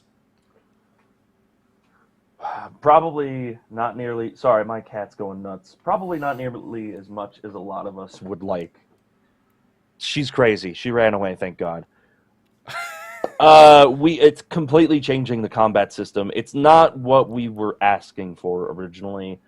There's still potential for it. I'm worried about the story leaning more towards all of the retcons that they do later.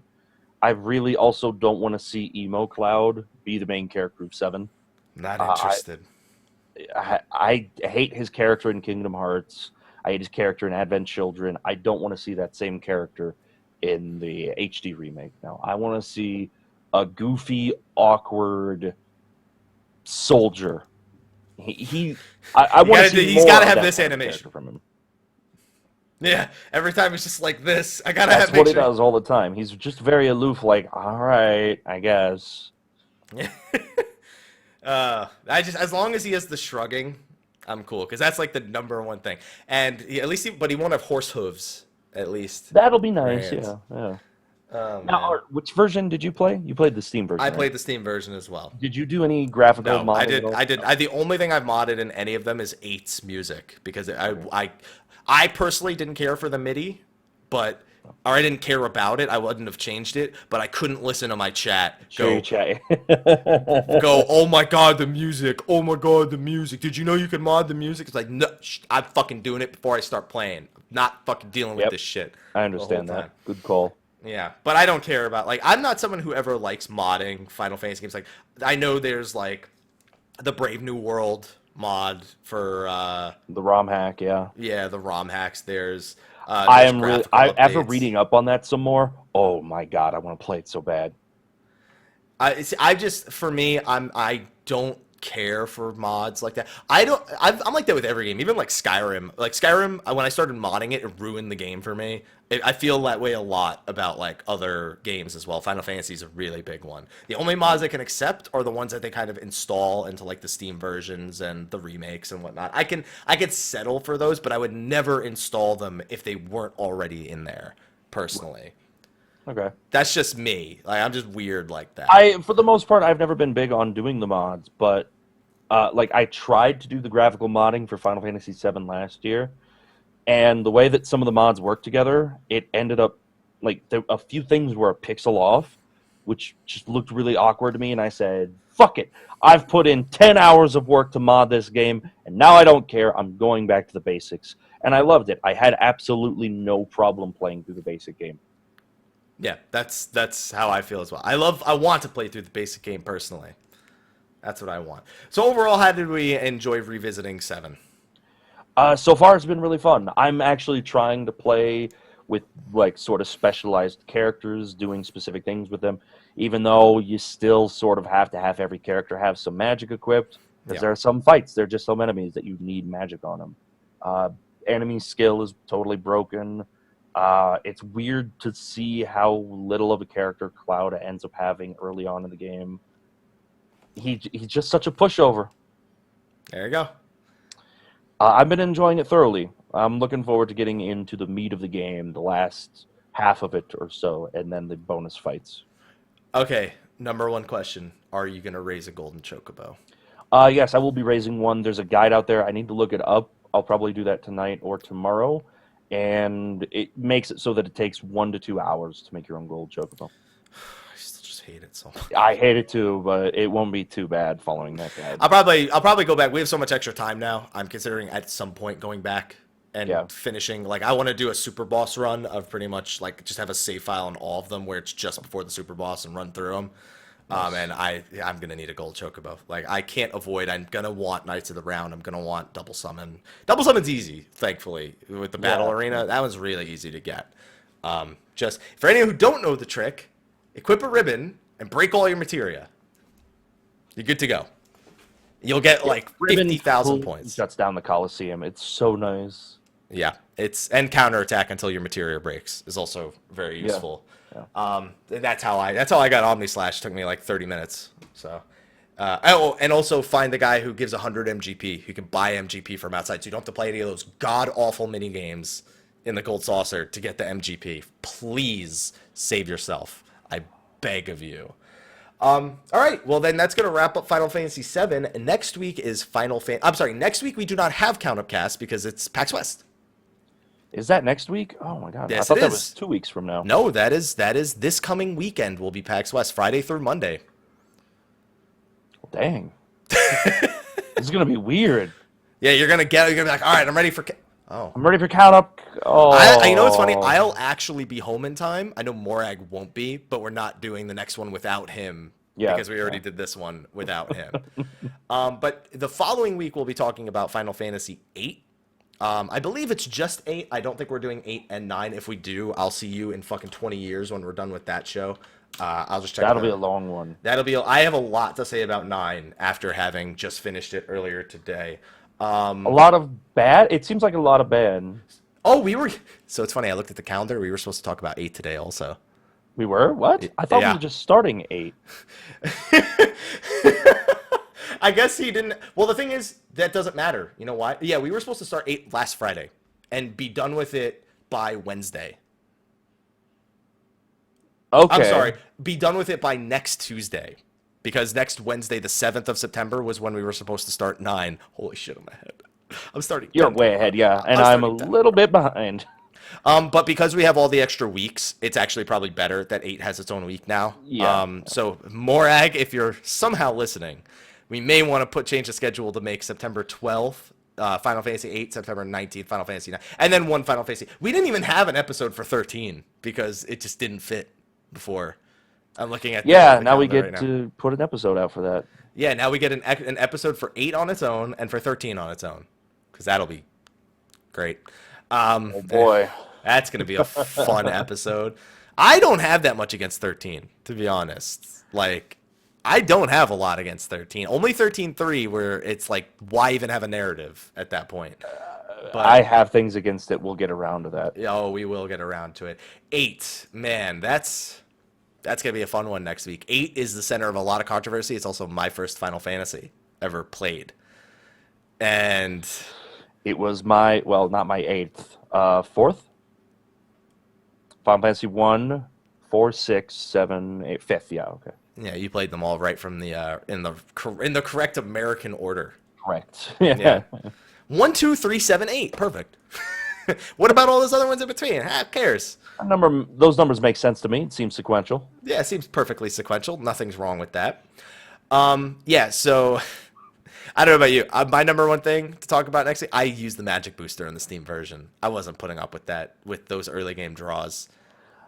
I don't know what I'm gonna do about that. We'll see. You better be ready to play some fucking cards. Is what you better be ready to do. Well, yeah, I'm ready for the card game and farming a few enemies to try and get specific drops.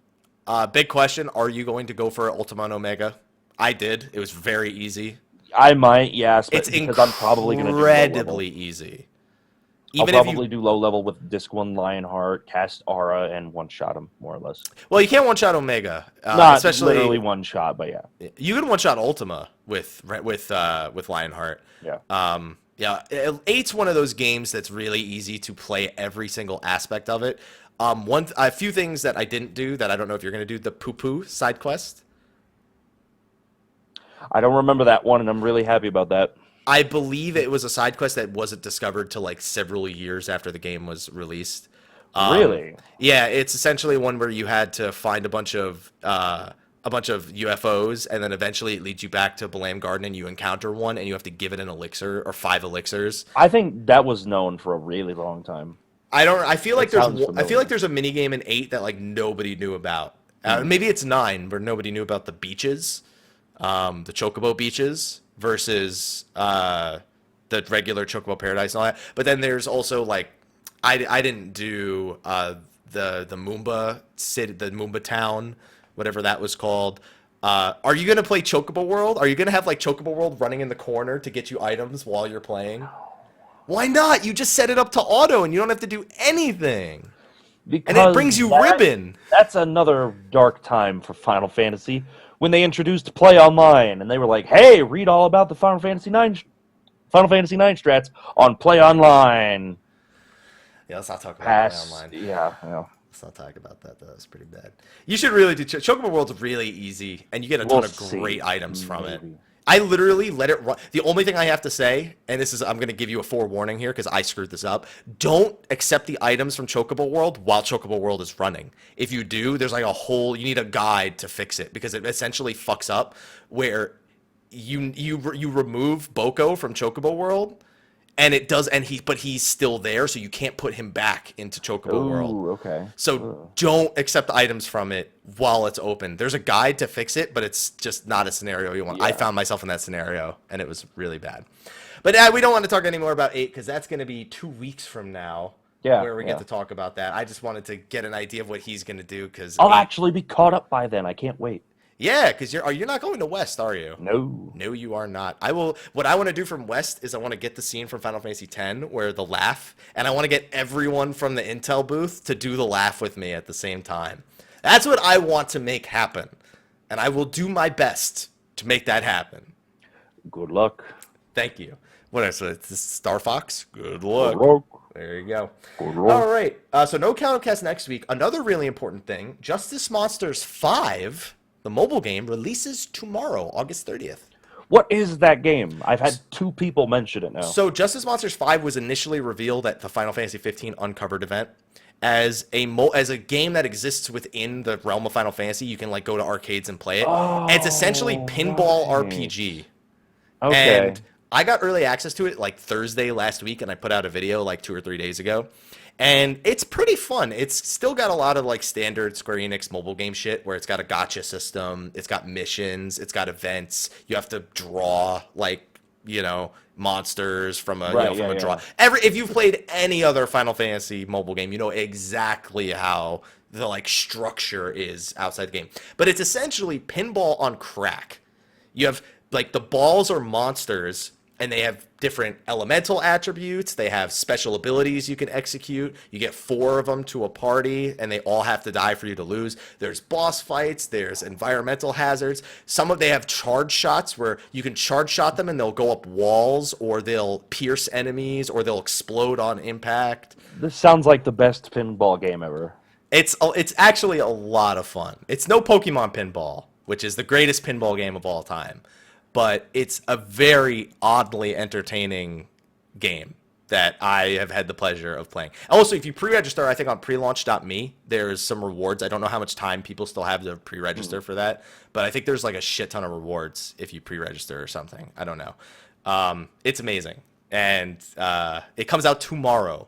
So if you want to check it out on your phone, it runs perfectly fine on like BlueStacks and a lot of other things, unlike Mobius, which was a goddamn nightmare to get working. Yeah, and then most people stop playing. I actually really like Mobius. Too. I do like it on Mobius. My phone. I don't want to. I only want to play it on like BlueStacks and shit. I don't want to play it on my phone. On top of that, Kingsglaive releases digitally tomorrow. Is another big thing. It's actually already out in the UK, if I'm not mistaken. And so now you guys can see what I saw. What I would like to do is on the next episode, we can, on top of Final Fantasy VIII, discuss our thoughts on Kingsglaive. It's been the center of a lot of different opinions, people who like Final Fantasy versus people who don't. And that's very important because I've been holding on to that since I saw it on the 19th. And it's an important topic to discuss, considering it's part of this whole reveal that we were supposed to fucking have on September 30th. Anyway, I'm looking forward to it. Is there anything else that we need to announce? Other than we won't have a show next week. Nothing I can think Where of. are you currently in 7? Where do you plan to be in the next week? Because I since just finished Disc 1, and then okay. I left the City of Ancients. Okay. Disc 1, Part So 1, since it's on Steam. And in the next few weeks, I plan on finishing Final Fantasy VII by Wednesday at the latest, and then I'm probably going to put off doing a lot of the bonus content until I get caught up and finish FF8. And then, so FF8 I'll blow through in a few days, I hope, especially doing the Disc 1 Lionheart. And then after I finish 8, I'm going to go back to 7 and do the bonus content in that if I follow the schedule. And then I also want to probably try to fit in the Dragon's Den for Final Fantasy VI over the Wild Week. that's the remake he's talking about for Dragon's Den, by the way. So that's an optional dungeon from the remakes of 6. Any of them. It's in all the remakes. So minus Anthology, which is just the shitty PlayStation 1 version that nobody wants to play. Because it has awful load times. Terrible. But on that note, everyone, we're going to wrap things up here. Hopefully you enjoyed us going through our memories of Final Fantasy VII. Apologies for the insane amount of technical issues between his internet, which has been quite stable for the past 40 minutes or so. Yeah, I've actually been live. Everything seems fine. Great. That's good. That bodes well for your stream later today after this. Morag, we'll hopefully have him joining us by 2 weeks from now when the next episode is. And we'll have plenty more Final Fantasy to talk about. Don't forget, we also have extended count up for 2 months, so expect a lot of bonus content from everyone involved, Morag, Slack, and myself. Lots to do. Lots and lots and lots to do. Oh, yeah. Lots to do. But on that note, everyone, we're going to wrap things up for the day. You enjoy the remainder of yours. And ladies and gentlemen, we will see you 2 weeks from now for the next Count Up Cast. Until then, take care.